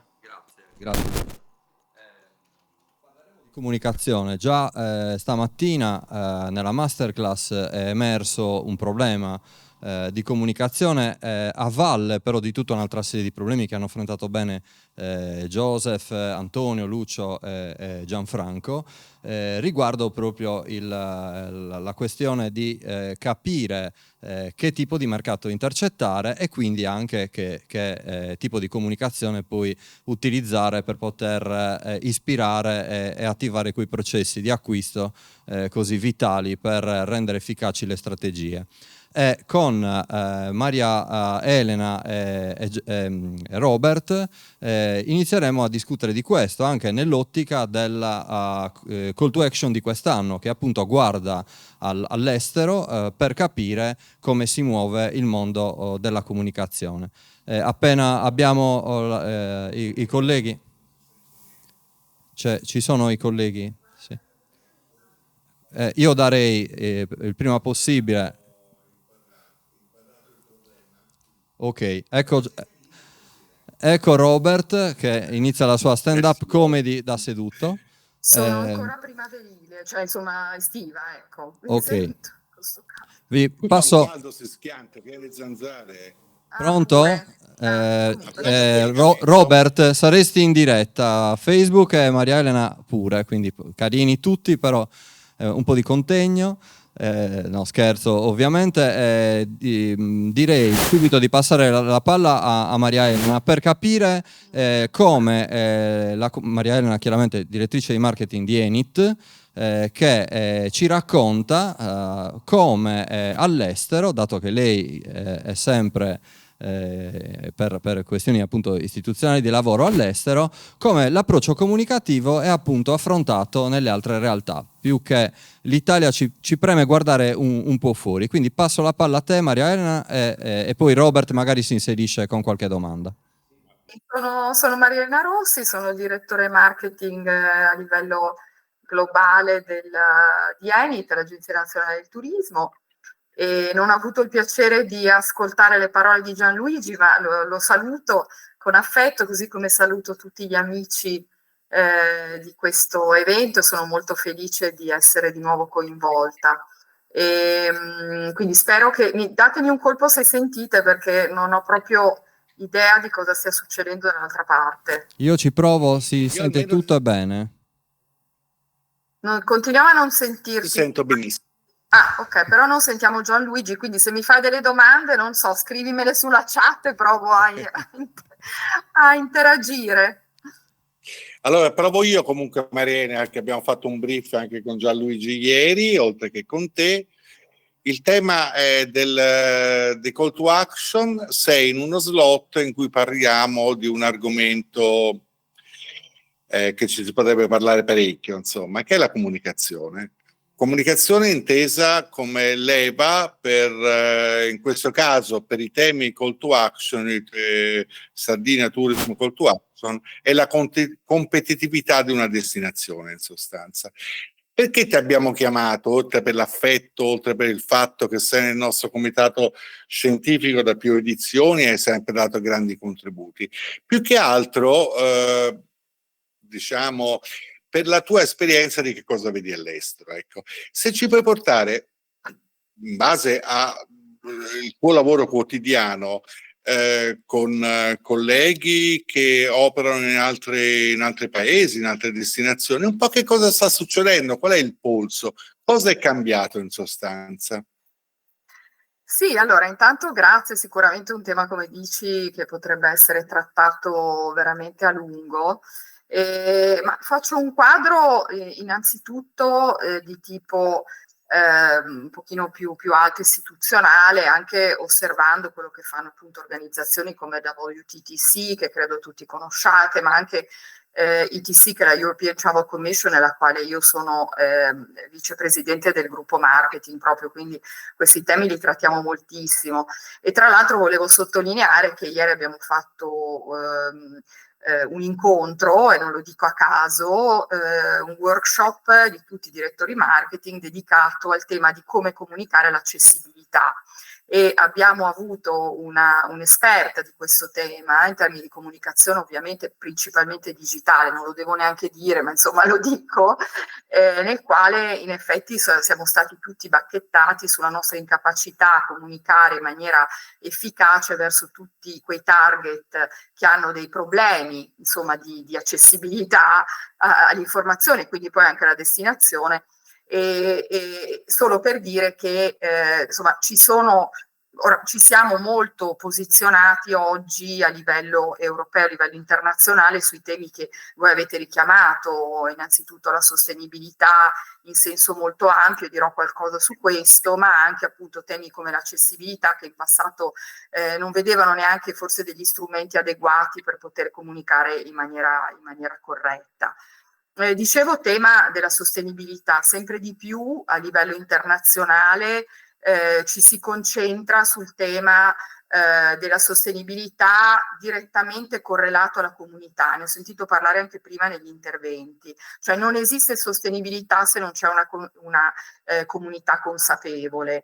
E richiamo uno dei progetti che peraltro coinvolgono anche l'Italia di WTTC che ho citato prima, sulla Community Conscious Travel, dove si lavora sempre di più a comunicare e a lavorare innanzitutto con le comunità affinché siano poi loro in grado in effetti di innanzitutto sviluppare una filiera sostenibile e poi accogliere anche con un approccio come dire sostenibile, quindi di ragionare come i primi turisti siano i cittadini, le comunità locali, che abbiano consapevolezza dell'importanza del loro ruolo all'interno della filiera e di come poi questo possa essere comunicato.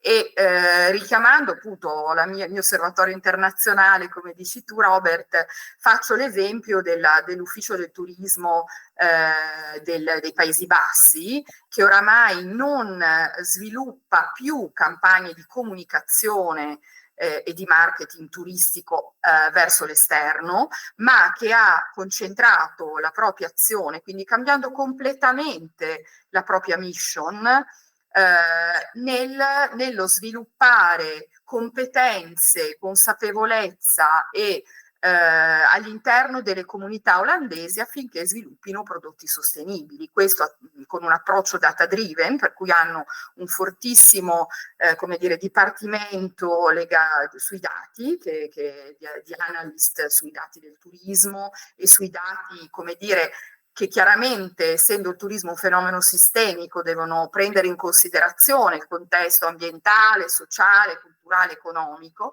e con questi dati formano e aiutano le comunità a diventare comunque comunità e territori sostenibili e accessibili e quindi anche accoglienti, no? E secondo appunto questa nuovo approccio, questa nuova mission dell'MBTC, questo è sufficiente di fatto per poi diventare anche una destinazione di successo, no? Perché poi attraverso comportamenti locali sostenibili, la comunicazione, che poi passa ovviamente attraverso il passaparola, attraverso la comunicazione chiaramente digitale efficace, funziona ed è sufficiente senza grandi campagne di marketing. Le campagne di comunicazione, cioè le attività verso l'esterno, le fanno solo per il segmento o il sistema della meeting industry, quindi il MICE, no? Quindi è l'unico ambito nel quale si promuovono. Poi forse tutti avrete visto, lo dico perché parliamo di comunicazione, addirittura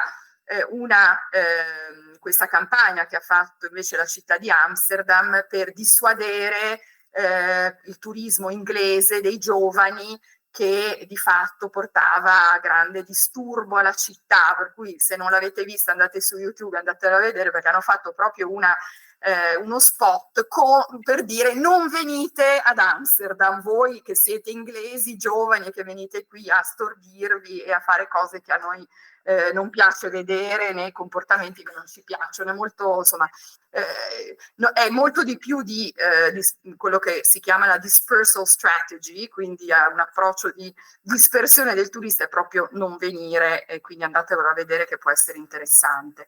Sempre parlando della European Travel Commission, proprio in questi giorni è stato consegnato, sempre in un'ottica di narrazione legata alla sostenibilità, è stato appena consegnato un premio che si chiama Rail Tourism Award, no? Voi sapete che il sistema di collegamenti ferroviari è diventato un grande tema importante, sempre legato alla sostenibilità per i viaggi intraeuropei.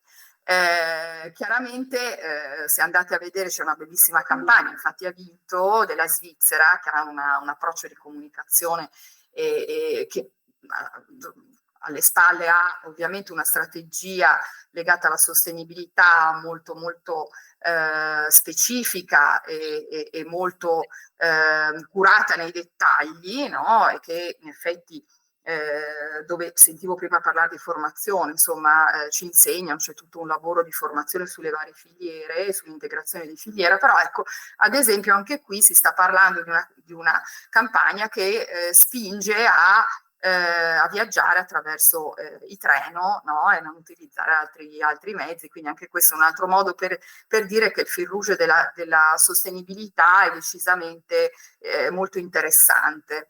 Poi vi racconto, insomma, dove noi siamo stati un po' pionieri, siamo stati pionieri a raccontare e a fare ormai dal 2017, forse anche prima, ma insomma il piano strategico del 2017-22 del Ministero del Turismo, allora MIBACT, metteva al centro il tema della sostenibilità e in particolare borghi e cammini. Beh, vi posso dire che adesso Western Australia, che fa ha risorse molto importanti ed è una DMO particolarmente attiva, sta promuovendo quelli, noi li chiamiamo borghi, li promuovevamo all'estero come small villages, e loro invece promuovono i tiny tourism villages, anzi tiny tourism towns le chiamano, e quindi ci copiano perché anche loro stanno lavorando nella promozione delle realtà minori dell'area del Western Australia, e lo fanno secondo me anche molto bene, quindi quello può essere anche un modo per andare a vedere come gli altri paesi promuovono i loro borghi, non siamo solo noi ad averli, sempre in una, come dire, in un approccio, dicevo, di dispersal strategy, quindi di lavorare su una decongestionamento e su una maggiore conoscenza anche dei luoghi meno conosciuti. Poi di recente sono stata poi se mi volete interrompere, fare altre domande, però sto cercando di darvi un po' di è molto interessante, anche perché te le posso fare io domande, perché non si sente nulla esatto. Spero che ci ascoltino, perché sennò ci parliamo noi. Ascolta. Uno fa così, per cui io non lo vedo neanche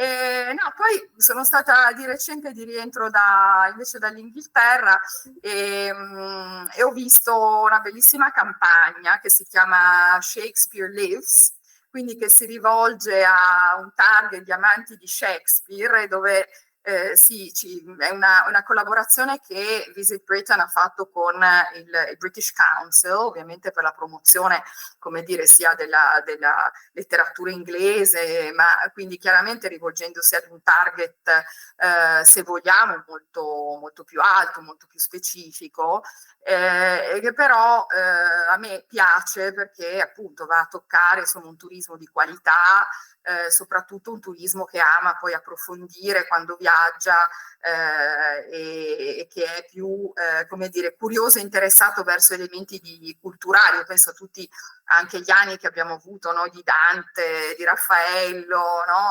Su cui in effetti si può veramente spingere sull'acceleratore verso una maggiore conoscenza della nostra cultura e della nostra lingua. Noi abbiamo la quarta lingua, insomma, più studiata al mondo secondo le classifiche, ad esempio, e chiaramente non possiamo essere paragonabili in questo all'Inghilterra, perché è la lingua franca, però l'inglese è la lingua franca, però sicuramente fare leva, ad esempio, su e cercare di coinvolgere, no? Scrivi qualcosa sulle orme di Shakespeare, quindi anche stimolare ad un tipo di turismo, come dire, che può visitare, ma che poi può essere anche poi motore a sua volta di comunicazione, di contagio verso altri proprio la propria circolo o altri target. Quindi anche questo l'ho trovato sicuramente una bella campagna, molto, molto mirata.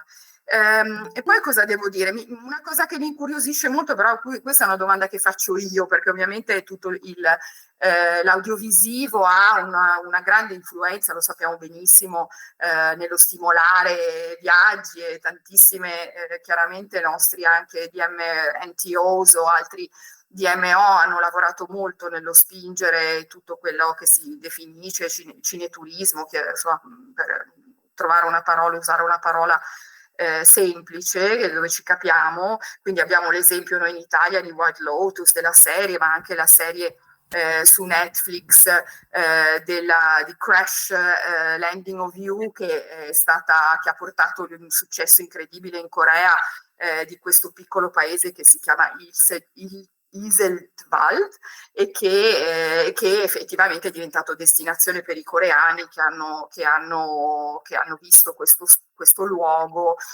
nella serie, che quindi poi si sono riversati. Ecco, volevo capire, questa è una domanda quindi che faccio io in termini di comunicazione, l'impatto della Sirenetta in Sardegna quest'estate. Noi abbiamo letto qualche numero sulle ricerche, no, su internet delle destinazioni, insomma, dei luoghi, in particolare nel nord della Sardegna. Ecco, mi chiedevo, a questo quindi faccio una domanda, Gianluigi, se mi ascolta, se riusciamo a parlarci, se abbiamo avuto un impatto da questo punto di vista con la Sirenetta.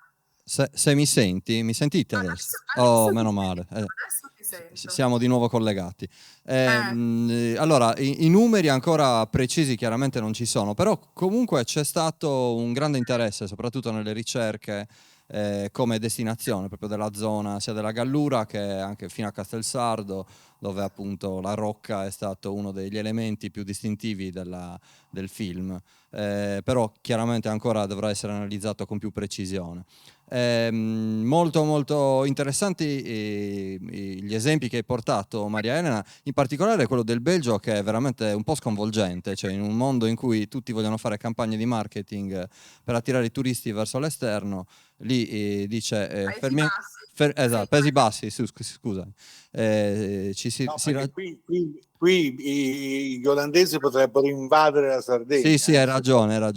No, non scherziamo, scusate. È curioso che appunto ci si guardi prima dentro casa per poi essere pronti nel promuovere meglio la propria destinazione. Questo con coscienza è un po' legato a tanti elementi disarticolati che noi viviamo, che forse invece abbiamo bisogno proprio di fermarci un attimo, capire chi siamo, a valle anche di tutto quello che è successo in questi anni, per poi presentarci col vestito buono e senza insomma elementi inquinanti che invece spesso distolgono dal vero senso. Io chiuderei con Robert, che se ha bisogno di fare qualche considerazione. Sì, no, ho soltanto una domanda per Maria Elena, che però è una domanda complicata. Per cui e allora veloce, però, una domanda complicata ma chiusa veloce. Sì, ma fai finta che caschi la linea se è troppo complicata, insomma, nel senso che... No, io non accetto provocazioni, soprattutto, Robert. No, nel senso che voi fate un sacco di iniziative, molto spesso, fra l'altro, non se ne ha tanta evidenza, ma sono a gran valore, che sono gli incontri con chi intermedia il prodotto Italia, la destinazione Italia. Tu hai la percezione, catalogo, ad esempio, advisor, degli advisor con cui avete rapporto negli Stati Uniti abbiano cambiato le pagine di questo catalogo?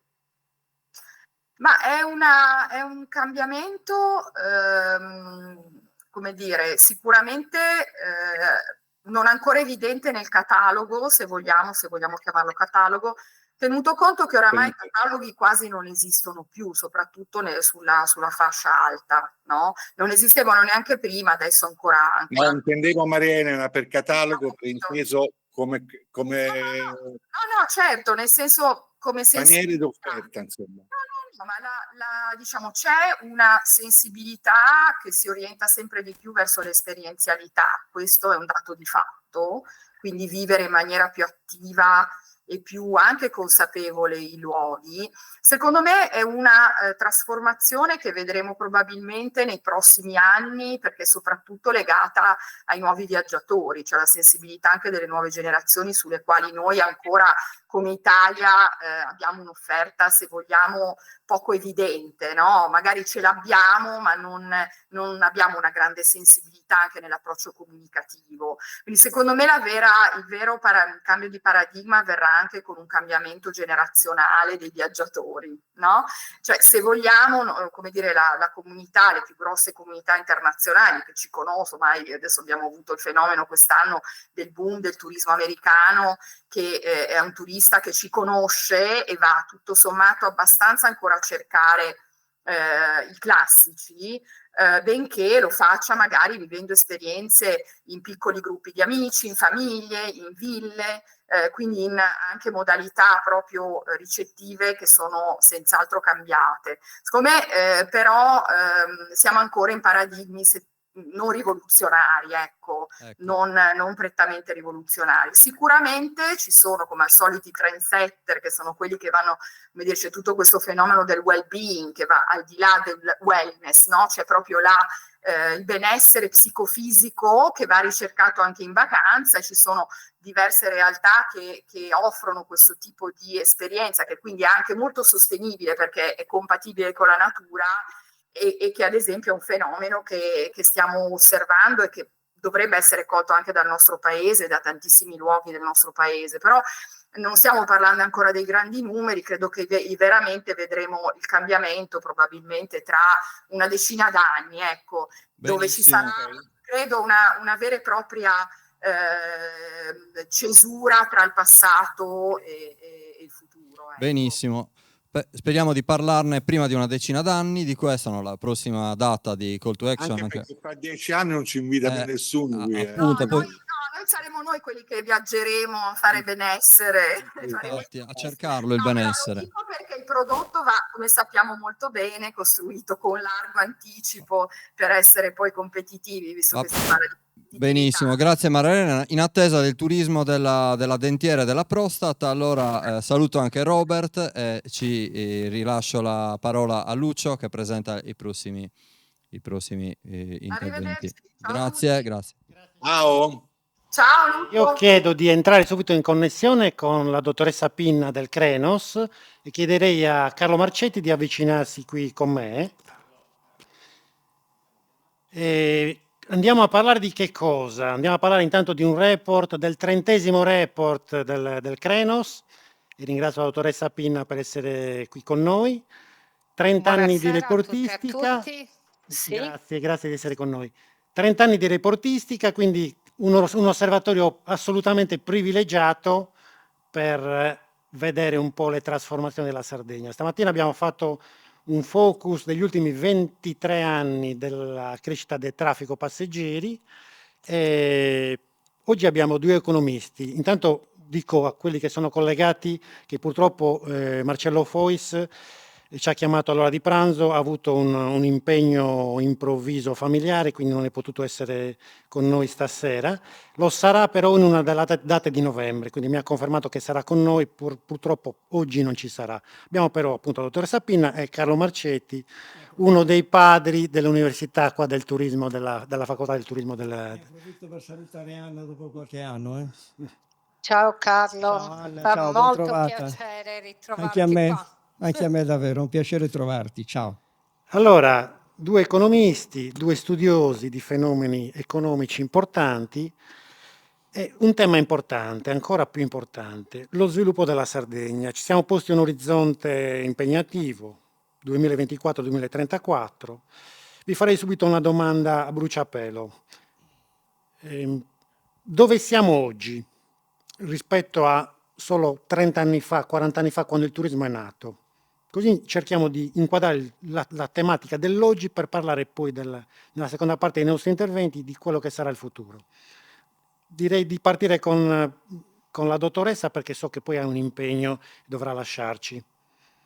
Allora, ringrazio tutti voi per l'invito a giornate e momenti come questi che sono indubbiamente molto importanti. Trovarsi tutti assieme con un insieme di competenze, visioni e discussioni assieme a diversi operatori del settore sono dei momenti indubbiamente fondamentali questi. Mi scuso per non poter essere presente e cercherò di non annoiare. La cosa più facile da fare quando si interviene appunto a distanza. Dove siamo? Beh, stiamo parlando come dire, di periodi abbastanza lunghi. Gli ultimi 30 anni sono stati indubbiamente importanti per l'economia della nostra regione.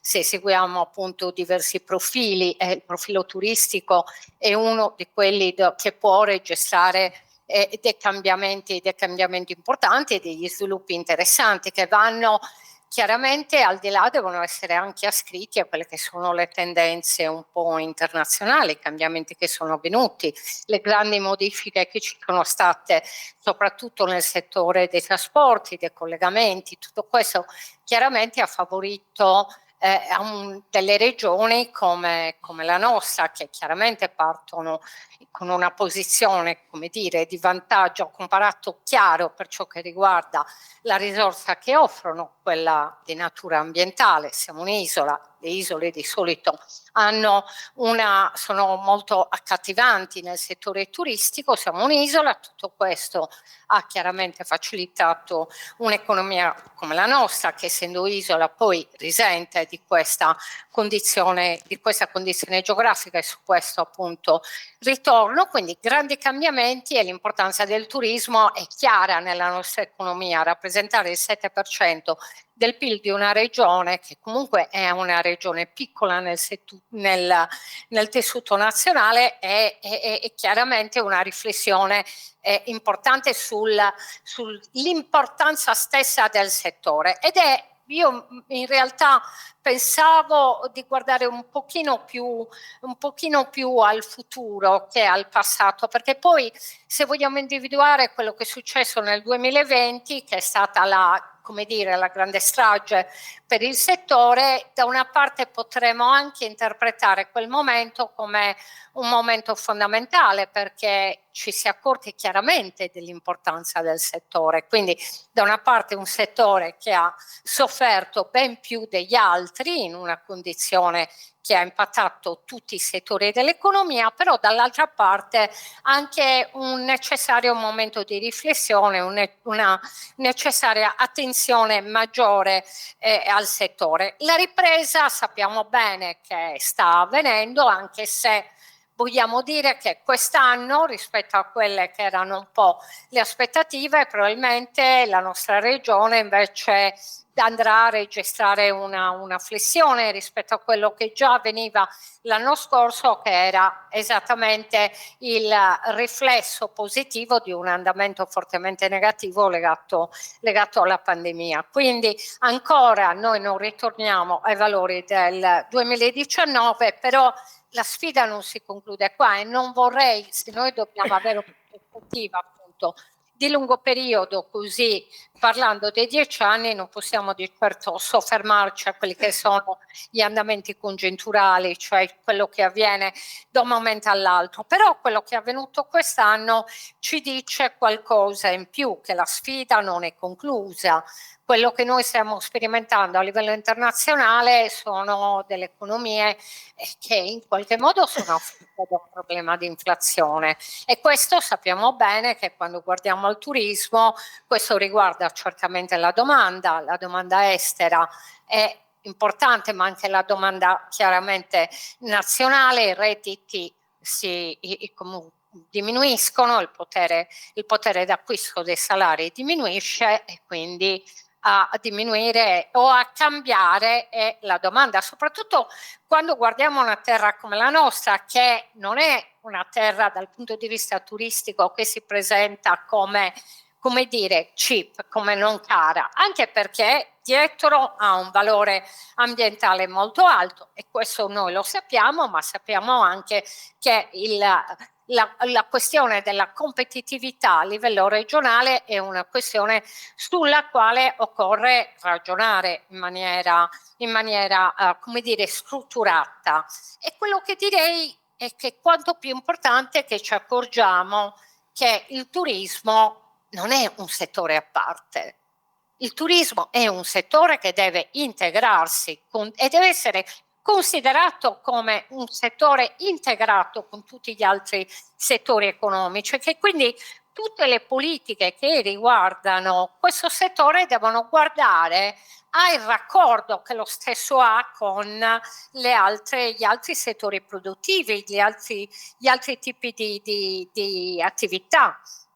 Perché quando parliamo ad esempio di incremento dei prezzi e guardiamo quello che succede soprattutto nel settore dei prodotti di prima necessità, ma che sono anche i prodotti che arrivano nelle nostre tavole, sappiamo bene che già il settore turistico nella nostra isola un po' pena a trovare una continuità nella produzione interna, la continuità, l'affidabilità e il prezzo nella produzione interna. Quindi un primo raccordo fondamentale che io vedo essere necessario da curare quando noi guardiamo la filiera di ciò che si offre nel territorio, poi torno a parlare di politiche integrate guardando anche ad altri settori. Il primo raccordo chiaramente è quella con il settore dell'agricoltura a livello regionale, che sappiamo essere un altro comparto molto importante, che non si deve presentare solamente per l'eccezionalità di alcuni suoi prodotti come formaggi o come vini, ma che si deve poter presentare per una diversificazione e una capacità di fornire quella che è la domanda nel suo complesso. Ma per fare questo noi parliamo già nel settore agricolo in media di imprese molto piccole che hanno bisogno di essere raccordate quella che è la loro potenziale domanda, e quindi qua penso al settore turistico. Ecco che qua il bisogno di mettere in rete questo settore diventa fondamentale, cioè favorire il fatto che le imprese sarde che forniscono prodotti alle imprese che operano nelle strutture ricettive, soprattutto, e tutte le altre attività che operano nel settore turistico, ecco che questo è un punto sul quale soffermarsi diventa importante. Anche questa necessità di integrazione poi la si può sviluppare anche in un altro senso. Se noi guardiamo al passato e guardiamo al presente per andare nel futuro, quello che vediamo è che l'incremento delle presenze, l'incremento degli arrivi, l'incremento dei flussi che vengono normalmente misurati e commentati quando si parla di turismo, questo incremento riguarda soprattutto i mesi estivi, soprattutto si concentra, lo sappiamo benissimo, nei mesi di luglio-agosto. Ecco che quindi qua ritorna questa parola che utilizziamo, di cui parliamo veramente ormai quasi da un decennio, se non addirittura di più, destagionalizzare. Ma destagionalizzare, questo significa veramente anche un po' riportarci ad un'altra linea, un altro segmento che è diventato fondamentale e importante. Parlare di sostenibilità. Dottoressa, la fermo perché abbiamo sollecitazioni anche da parte del pubblico, quindi vorrei farle diverse domande. Do la parola al dottor Marcetti, al professor Marcetti, per completare l'analisi di cosa siamo stati e cosa siamo oggi.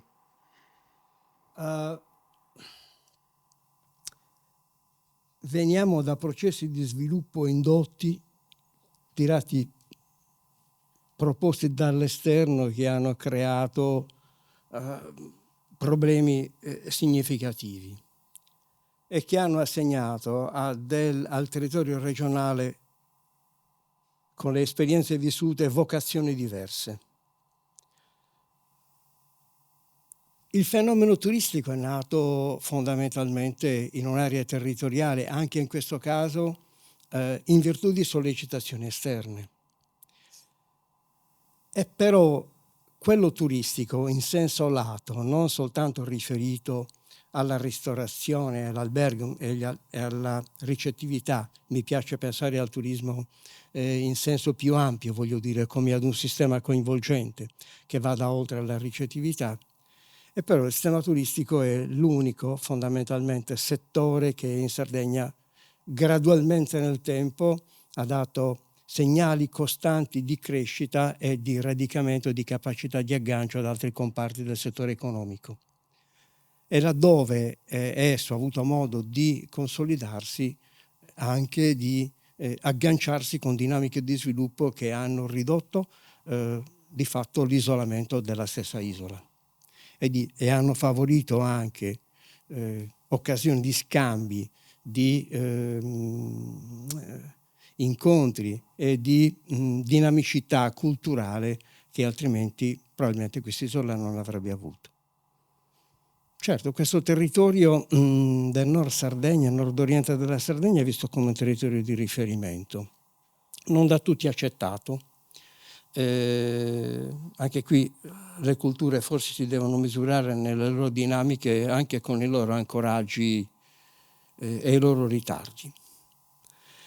Però forse dovremmo riflettere sul fatto che il turismo in Sardegna sia così importante che non gli possiamo appioppare soltanto quel 7% che staticamente gli viene attribuito nel tempo da un sacco di anni, da qualche decennio, il 7% di concorso alla produzione del PIL, per pensare, perché quello è anche un dato medio, perché ci sono parti di territorio che sicuramente viaggiano su valori estremamente più elevati.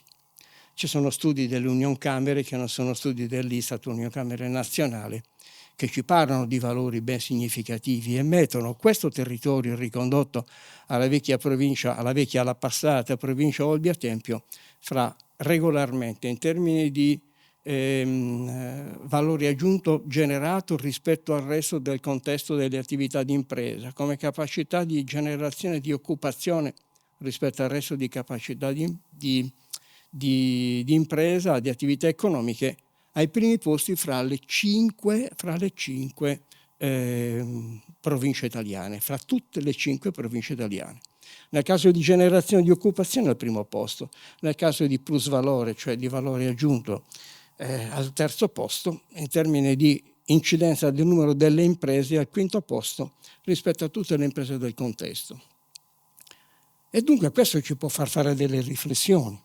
Ci può far fare delle riflessioni anche riconducendoci alla capacità di esercitare una funzione di sistema non guidata, ma forse condotta dal mercato, condotta dalle esperienze e delle professionalità in campo, che ci porta a riflettere anche su come non tutte le aree interne in Sardegna abbiano le stesse caratteristiche, perché le aree interne che sono riuscite ad agganciarsi alle dinamiche di sviluppo proposte dai flussi turistici o dalle presenze turistiche o dalle iniziative turistiche e che hanno avuto la capacità di agganciarsi ed evolversi in scambi di servizi, di attività di impresa e anche di produzione e proposta di prodotti al mercato, verifichiamo, come è accaduto e accade su questo territorio, occasioni straordinarie e capacità di crescita per quei territori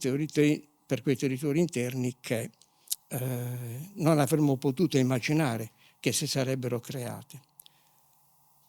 Una riflessione può essere anche fatta attorno al fatto che le dinamiche sono tali per cui laddove i territori interni, laddove i territori costieri generano presenze significative, accade anche che da tempo, in modo marcato, più marcato anche in questi ultimi anni, la domanda turistica si stia costantemente spostando verso richieste di altri segmenti di offerta e in questo caso anche verso localizzazioni di forme di abitazione e di momenti di vissuto di vacanza fortemente presenti su questo territorio e sui territori interni. Ora, riconducendoci ad un altro studio di Unioncamere, la capacità di generare fra indotto e diretto e indiretto ricchezza sul territorio, questo studio di Unioncamere di qualche anno fa ci diceva che su questo territorio, pure con una limitazione, con una intensità di sviluppo del territorio interno più lento ovviamente rispetto alla costa, la capacità di generare effetto moltiplicativo della ricchezza sfiorava il 33,5%. Ma perché dentro questo, se noi mettiamo insieme al segmento turistico tutte le altre componenti dell'economia del mare che non concorrono a determinare la creazione di PIL, che sono il trasporto, che sono la cantieristica, che sono la nautica, che sono il charter, che sono i servizi al turismo, alla portualità, che sono le assicurazioni, facilmente andiamo a dimensionare quei valori. Interrompo qua, Carlo, perché una domanda che arrivava dal pubblico è proprio questa, ed era per la dottoressa Pinna.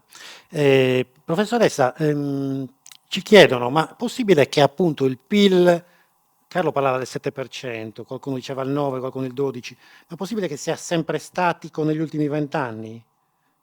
O è veramente vero quello che dice Carlo, che alcune ricerche lo portano al 30% e le Baleari parlano del 70% di PIL turistico? Qual è la sua interpretazione di questo fenomeno?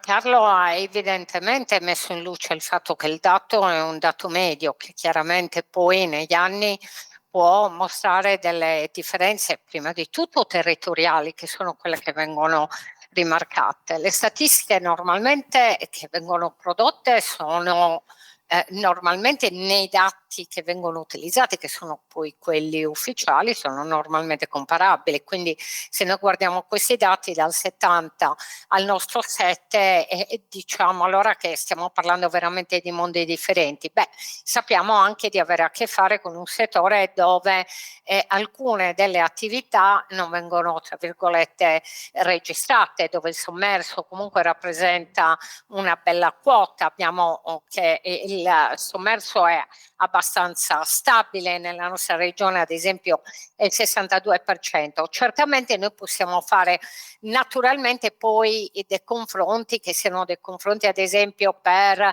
numeri di arrivi, prendere cioè dei confronti che facciano riferimento a quelle che possono essere delle misure di arrivo, di presenza che siano facilmente confrontabili e meno condizionate appunto dalla problematica di misurazione. Poi chiaramente stiamo evidenziando il fatto che i territori manifestano delle vocazioni differenti e questo è chiaramente evidente anche nella nostra isola. Che sia rimasto così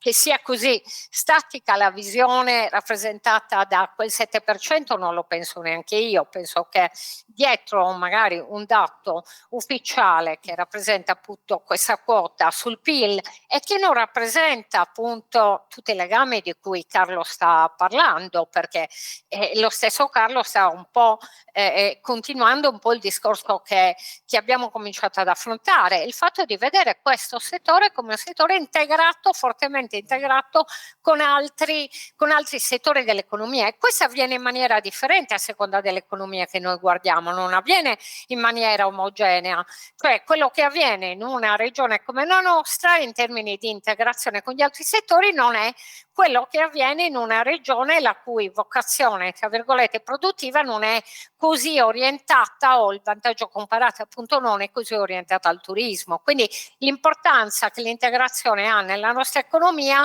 come dire, quell'integrazione ha un peso differente rispetto a quello che ha in altre economie. Questo dovrebbe essere, come dire, evidenziato chiaramente da quando si discute del settore. Quindi questa è un'altra cosa importante. Poi bisogna vedere anche come vengono misurate tutte quelle che chiamiamo esperienze. Sappiamo bene che uno dei topic, uno dei nuovi brand che viene utilizzato appunto in questo settore è parlare della volontà di una domanda che è interessata a visitare un territorio in un'altra maniera. Ok, io la definirei in questa maniera. Quando noi abbiamo, tra virgolette, che noi sentiamo anche, ormai risulta abbastanza chiaro che soprattutto anche in una nicchia più giovane che è più anche sensibile al tema della sostenibilità declinato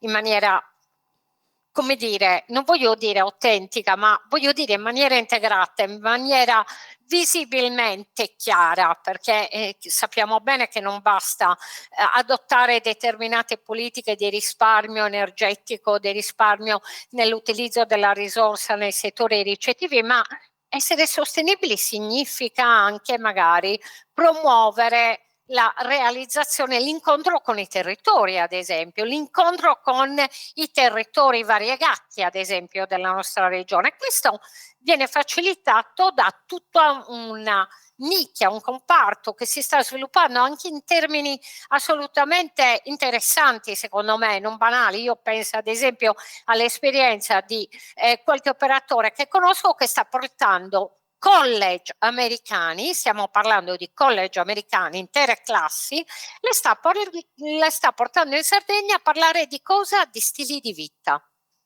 Cioè a incontrare, a capire che cosa significa, cosa ha significato vivere in Sardegna, legando tutto questo ad esempio al tema della longevità, legando tutto questo al tema delle blusone. Ecco che capiamo molto chiaramente diventa veramente chiaro, evidente quello che diceva anche Carlo, che legare il territorio costiero con i territori interni o parlare direttamente dei territori interni seguendo dei tematismi che sono tematismi che parlano di economia del territorio, non parlano soltanto di turismo, perché se io porto delle classi a parlare, a visitare quelle che sono le comunità tradizionali, vedere come si faceva il pane, come si fa ora, che tipo di attività esiste in relazione alla produzione delle farine in Sardegna. Sto facendo degli esempi un po' che mi vengono a mente anche sulla base di quella che è la mia conoscenza personale delle attività.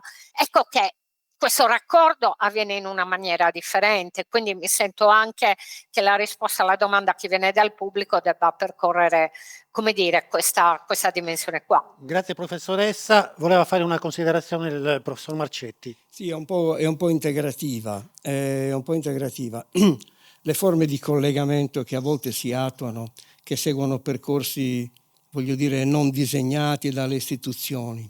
Mi sono misurato qualche tempo fa con una realtà come quella di Dorgali, significativamente stabile in questi ultimi 10 anni dal punto di vista della crescita, quindi non crescita della popolazione. Bene, in questi anni le attività di imprese, soprattutto fra il 19 e il 22, anni quindi fondamentalmente anche di difficoltà, il numero delle attività economiche iscritte alla Camera di Commercio non è diminuito. Le ha tenute elevate il numero delle attività agricole, significativamente in quel territorio legate al comparto dell'allevamento. Perché ad Dorgali, ad esempio, 3 diverse forme associative importanti, la cantina, il caseificio, hanno messo insieme circa realtà da 400-500 associati. E l'agricoltura ha saputo proporsi, e l'oreficio ha saputo proporsi in maniera intelligente, creando anche forme di rivendita di quei prodotti che per circa il 35% vengono nello spaccio vendute, del loro prodotto vengono vendute ai vacanzieri. Da noi, cioè vero in Gallura, questo tipo di esperienza non ha preso questa misura, questa dimensione. Il numero delle attività di presa anche negli anni di crisi è cresciuto. All'interno del settore agricolo è pure cresciuto il numero delle attività di imprese, parlo anche dell'area interna. È diminuito significativamente il numero delle attività iscritte all'allevamento, per esempio, ed è cresciuto invece nel settore agricolo il numero delle attività, per così dire, a conduzione mista. Il che significa che il turismo ha anche stimolato la capacità delle attività agricole presenti sul territorio a darsi una forma di condizione di creazione di reddito multifunzionale. E questo è un elemento molto importante perché i tassi di spopolamento del territorio interno della Sardegna nord-orientale sono molto più bassi. Io li misurerei come riduzione di popolazione, non col termine spopolamento. Sono molto più bassi di altre aree territoriali. E questo ci porterebbe poi a fare delle altre riflessioni sui processi di integrazione in corso. Grazie Carlo. Una domanda che ancora arriva dal pubblico per la professoressa Anna Maria Pinna. Il Krenos è considerato il centro studi per eccellenza in Sardegna. Alcuni operatori però lamentano un po' il fatto che non fate delle ricerche specifiche sul turismo, cioè avete scelto di non farle perché i dati ci sono, i dati arrivano nella piattaforma SIRED, quindi sarebbe utile avere un centro dati, veniva fuori anche stamattina dalle masterclass. C'è un problema di reportistica, di dati tempestivi, di sondaggi. Ecco, questo ruolo ce lo avrete in futuro? Non lo volete fare? Lo lasciate ad altri? Qual è la posizione del vostro istituto? Allora, è diventato, grazie per questa domanda, perché ritengo io personalmente che sia importante parlare delle fonti dati, della produzione degli stessi e di quanto, soprattutto in questo settore dove noi stessi siamo, come dire, in qualche modo anche con imbarazzo costretti a commentare i dati ufficiali che sono di 2 anni precedenti, di 2 periodi precedenti, quando già, tra virgolette, ci sono delle indicazioni per l'anno in corso. Quanto è più noi l'abbiamo fatto un po' nel passato facendo riferimento non tanto alla produzione dei dati nostra, ma tanto facendo riferimento a quelle che erano delle indagini del settore, affidarci a quelle che erano le indagini esistenti. E il tentativo che noi faremo sicuramente già dall'edizione del rapporto del prossimo anno è di riferirci quanto più possibile ai dati che vengono pubblicati anche a livello regionale dal nostro assessorato e quindi fare riferimento al dato più recente possibile, quello più recente esistente prodotto da altri. Poi lo spazio per la produzione di altri dati, la produzione di, come dire, l'offerta di analisi nel settore turistico dal nostro punto di vista, come dire, non si è mai conclusa perché abbiamo diversi ricercatori la cui specializzazione in termini appunto di produzione scientifica guarda quel settore. Sono diverse le analisi che sono state condotte attraverso la forma di survey per vedere l'impatto, ad esempio, di quelle che sono stati diversi eventi, tra virgolette gli eventi, come dire, gli eventi spot che caratterizzano la vita ad esempio religiosa della nostra isola. Certo, è importante continuare a produrli. Un'altra possibilità un po' più di lungo periodo è che il Krenos si sta infatti interrogando e sta manifestando l'interesse soprattutto attraverso l'apporto di nuove leve dei giovani che stanno arrivando, che stanno arricchendo i nostri dipartimenti e il nostro centro, che il Krenos si impegni nella nella produzione o almeno nella raccolta sistematica di statistica. Attenzione che questo in parte viene già fatto. Quando noi presentiamo il rapporto presentiamo un'appendice statistica che è scaricabile dal nostro sito, nel quale i dati che vengono utilizzati in tutte le pagine del rapporto sono forniti a chiunque abbia interesse. Certamente è anche nostra intenzione allargare questa capacità di produzione di banche dati anche nella direzione di analisi del turismo. Bene, questa mi sembra una buona notizia per gli operatori. Vi devo fare l'ultima domanda proprio sullo sviluppo. Partirei da te, Carlo. Parole chiave anche per dare qualche stimolo ai ragazzi, agli start-up, a chi ha voglia anche di investire sul turismo. Ma guardate, nessuna chiave di lettura sul futuribile in scenari che cambiano così facilmente. Abbiamo un sistema di globalizzazione su cui si è creduto per 20 anni, che è fortemente messo in discussione, e abbiamo la tendenza ormai ad una forma di riconduzione ad economie di garanzia che ciascun Stato sta riservando per sé. Sono prese da questo tipo di problema le economie occidentali, che peraltro hanno bassi tassi di crescita, se non segnalazioni di anche decrescita economica. Abbiamo problemi anche di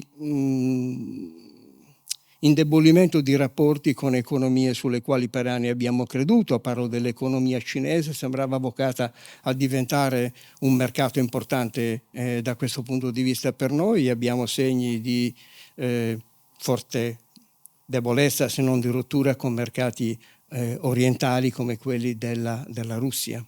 Quindi è uno scenario tutto da rimeditare. In che arco di tempo? In un arco di tempo medio o ravvicinato. Direi che possiamo pensare che i nostri mercati su cui riflettere ed investire sono i mercati dell'Unione Europea, con i segni di indebolimento che le economie, quindi di riduzione del reddito pro capite che hanno i componenti dei diversi stati, e con i segni di instabilità interna che ciascuno di essi per motivi diversi rivela. Noi ci muoviamo dentro uno scenario diverso anche in termini di offerta ricettiva. tralascio per un attimo le problematiche legate ai trasporti, su cui forse si è già avuto occasione di discutere a lungo, ma non è mai sufficiente discuterne troppo, però non ne voglio parlare. Mentre invece vorrei porre l'attenzione al fatto che le caratteristiche dell'offerta ricettiva regionale sono cambiate in maniera significativa in questi ultimi anni, cioè dal 2019 al 2022. È cambiato moltissimo perché le strutture alberghiere sono cresciute di appena 16 esercizi e sono oggettivamente presentano un indebolimento forte perché per esempio nel 22 le strutture alberghiere, pur a fronte di una crescita di passeggeri arrivati attraverso i porti e gli aeroporti, noi abbiamo avuto una diminuzione delle presenze turistiche alberghiere di 1,5 milioni, 1.550.000 presenze. E la perdita significativa si è avuta sui 4 stelle per 1.200.000 presenze. Un elemento di compensazione l'hanno giocato le cosiddette strutture dei villaggi albergo, sono cresciute di 16 e hanno compensato in parte questa perdita, ma le strutture alberghiere hanno perso complessivamente da gennaio a settembre del 22 886.000 presenze. Che cosa è cambiato? Perché quelle strutture sono rimaste pressoché stabili. Allora è cresciuto in termini numerici, in termini di strutture, l'extra alberghiero, che sono passati da 11.400 presenze a 20.400 presenze, che sono cresciuti anche in maniera significativa attorno ai, mi pare, 40.000 presenze, ma in una situazione dove però il gioco importantissimo l'hanno avuto poi gli alloggi turistici e gli alloggi privati. Ma cosa sono gli alloggi privati? Gli alloggi privati sono forme di locazione a breve termine data ai vacanzieri. A noi avevamo 6.704 di queste attività nel 2019, ora sono 15.900. Avevamo qualcosa come 680.000 presenze in questo tipo di strutture, ora sono 1.600.000. Ma non sono tutte nuove, sono presenze che già erano in essere e che sono emerse e che sono diventate ufficiali grazie al fatto che ora la legge consente a chi conduce queste forme di attività di iscriversi in un apposito registro regionale. Quindi riflettendo su questo c'è da pensare che laddove noi riteniamo che il futuro, sto sulla tua domanda, che nel futuro del turismo ci debba essere la ricerca della qualità, ci troviamo di fronte ad una quantità di strutture ricettive o dedicate alla ricettività che sono esplose, che non hanno certificazione, che non possono essere verificate nella qualità dell'offerta e dunque anche nelle difficoltà estreme che noi possiamo come sistema proporre per andare ad essere competitivi sul piano della qualità, laddove c'è futuro, laddove c'è il futuro del turismo. E quindi su questo dovremmo, secondo me, a mio parere, introdurre elementi importanti di valutazione, anche perché la capacità di porsi come riferimento delle grandi strutture, sono poche in Sardegna, ricettive, sicuramente si disperde in questa frammentazione enorme che noi continuiamo a avere, sia nelle cosiddette seconde case che ora sono diventate strutture ufficiali, sia nel permanere di una quantità elevata di seconde case che producono ancora ospitalità, per così dire, nascosta, no? E che però sono oggettivamente fuori controllo. Sarei breve per dire un'altra storia. Viene invocata con una chiave di lettura fra, per così dire, l'ideologico e il morale, una chiave di lettura che porta a interventi durissimi per andare a chiudere l'ospitalità che viene offerta dalle seconde case, anche non ufficiali. Tutto vero questo, ma mi chiedo che cosa accadrebbe in Sardegna se noi facessimo un passaggio di questo tipo e non potessimo offrire ospitalità a quegli altri 16 milioni o 17 milioni di soggetti, di presenze meglio turistiche, che sono offerte o che trovano in questo momento questa offerta, pur con queste caratteristiche fortemente discutibili. Dottoressa Pinna, quale sviluppo? Come sviluppare il pieno potenziale di questo settore che a volte è strategico sulla carta, poi sulla base dei bilanci regionali non sembra così strategico? Cosa possiamo dire? Adesso mi sarebbe piaciuto poter continuare a un po' integrare anche il ragionamento che stava facendo Carlo in questo momento, ma mi sembra un capitolo veramente importante che necessita un bel po' di discussioni, perché per parlare appunto di allargare l'offerta significa diversificare. Io vedo che il settore extra alberghiero è riuscito in qualcosa che è la diversificazione che il settore alberghiero ancora non riusciva a fare, molte volte concentrato appunto in alcune aree dell'isola e non tanto nelle aree interne, dove a queste ad esempio si è supplito con delle strutture che vanno al di là, però è un capitolo appunto molto, molto complesso questo. Quindi quando noi guardiamo al futuro, io penso che un po' la parola vorrei riprendere un po' quanto stavamo dicendo, ovvero pensare quanto più possibile al settore in forma integrata con altri settori. Io non vorrei dimenticare anche quanto il turismo in una realtà insulare come la nostra sia la possibilità che si ha di esportare in loco o almeno di far conoscere prodotti che normalmente non si conoscono se non vengono, come dire, testati, se non vengono sperimentati. Questo non riguarda tanto i settori industriali sui quali noi non abbiamo una vocazione produttiva, ma riguarda molti dei nostri prodotti. Quindi utilizzare, vedere il turismo anche in questa forma di integrazione con attività produttive che appunto sono fortemente complementari, fortemente legate al settore turistico stesso. Quindi ogni politica, ogni visione deve guardare a questi legami che il settore ha con gli altri settori. Quindi qua non abbiamo aperto tutto il problema dell'integrazione con il mondo dei trasporti, il settore dei trasporti, il settore dell'infrastruttura, che sono indubbiamente dei raccordi importanti. L'altro elemento che mi sento di poter sottolineare sono le nuove tecnologie, ovvero le nuove tecnologie come risorsa e anche come, tra virgolette, come dire, possibile minaccia. Io sto guardando anche a un futuro, in qualche modo sto pensando anche a un futuro molto più in là, dove le nuove tecnologie potranno in qualche modo anche arrivare quasi a sostituire l'esperienza turistica, però questa è, come dire, una visione di cambiamento quasi fantascientifico, però senza arrivare là. È chiaro che l'utilizzo delle nuove tecnologie, il settore digitale è sempre più importante è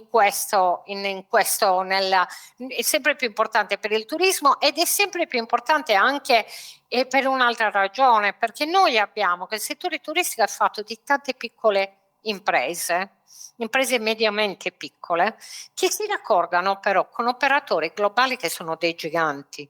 E lo fanno attraverso l'utilizzo delle nuove tecnologie. Quindi questo è un altro ambito di riflessione molto interessante, sia per chi, tra virgolette, pensa di avviare delle attività nel settore, ma sia e soprattutto da parte di chi deve aiutare a governare i processi di cambiamento in questo settore. Bene, io vi ringrazio. Siamo un po' fuori tempo rispetto a quello che ci eravamo posti come obiettivo di chiusura, che erano le 19, siamo esattamente alle 19:30, quindi abbiamo 30 minuti di ritardo, ma credo che siano stati estremamente interessanti. Chiamo Antonio Usai per fare un po' di sintesi sulla giornata.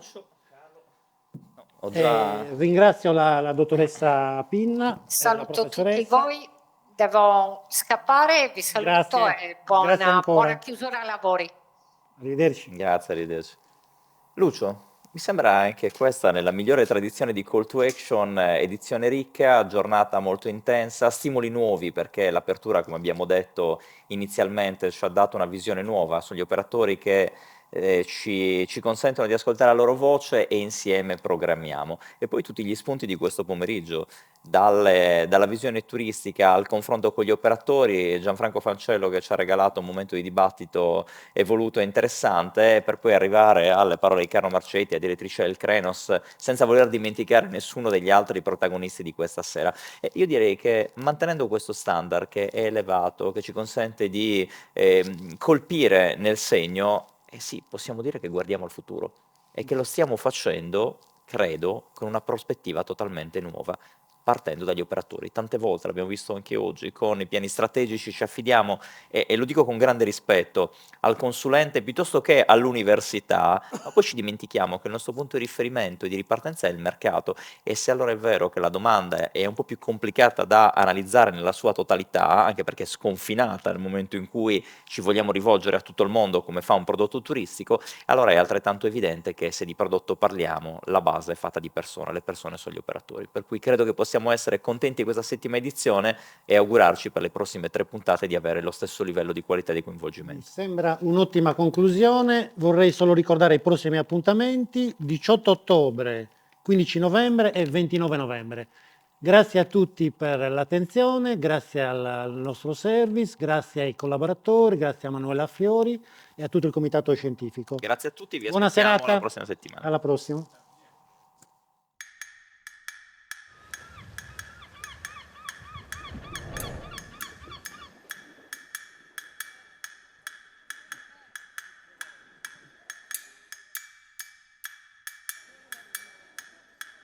Was ich einfach so krass geil finde, ist diese sardische Gastfreundschaft, wo du das Gefühl hast, einfach kein Tourist zu sein, sondern zu Hause.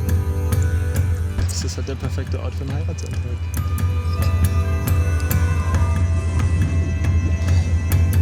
C'est l'île des extrêmes. On passe de plages bondées, pleines de vie, à des villages presque inhabités. Des lieux imprégnés d'une atmosphère ancestrale. C'est comme si le réel et l'imaginaire s'unissaient dans un temps suspendu.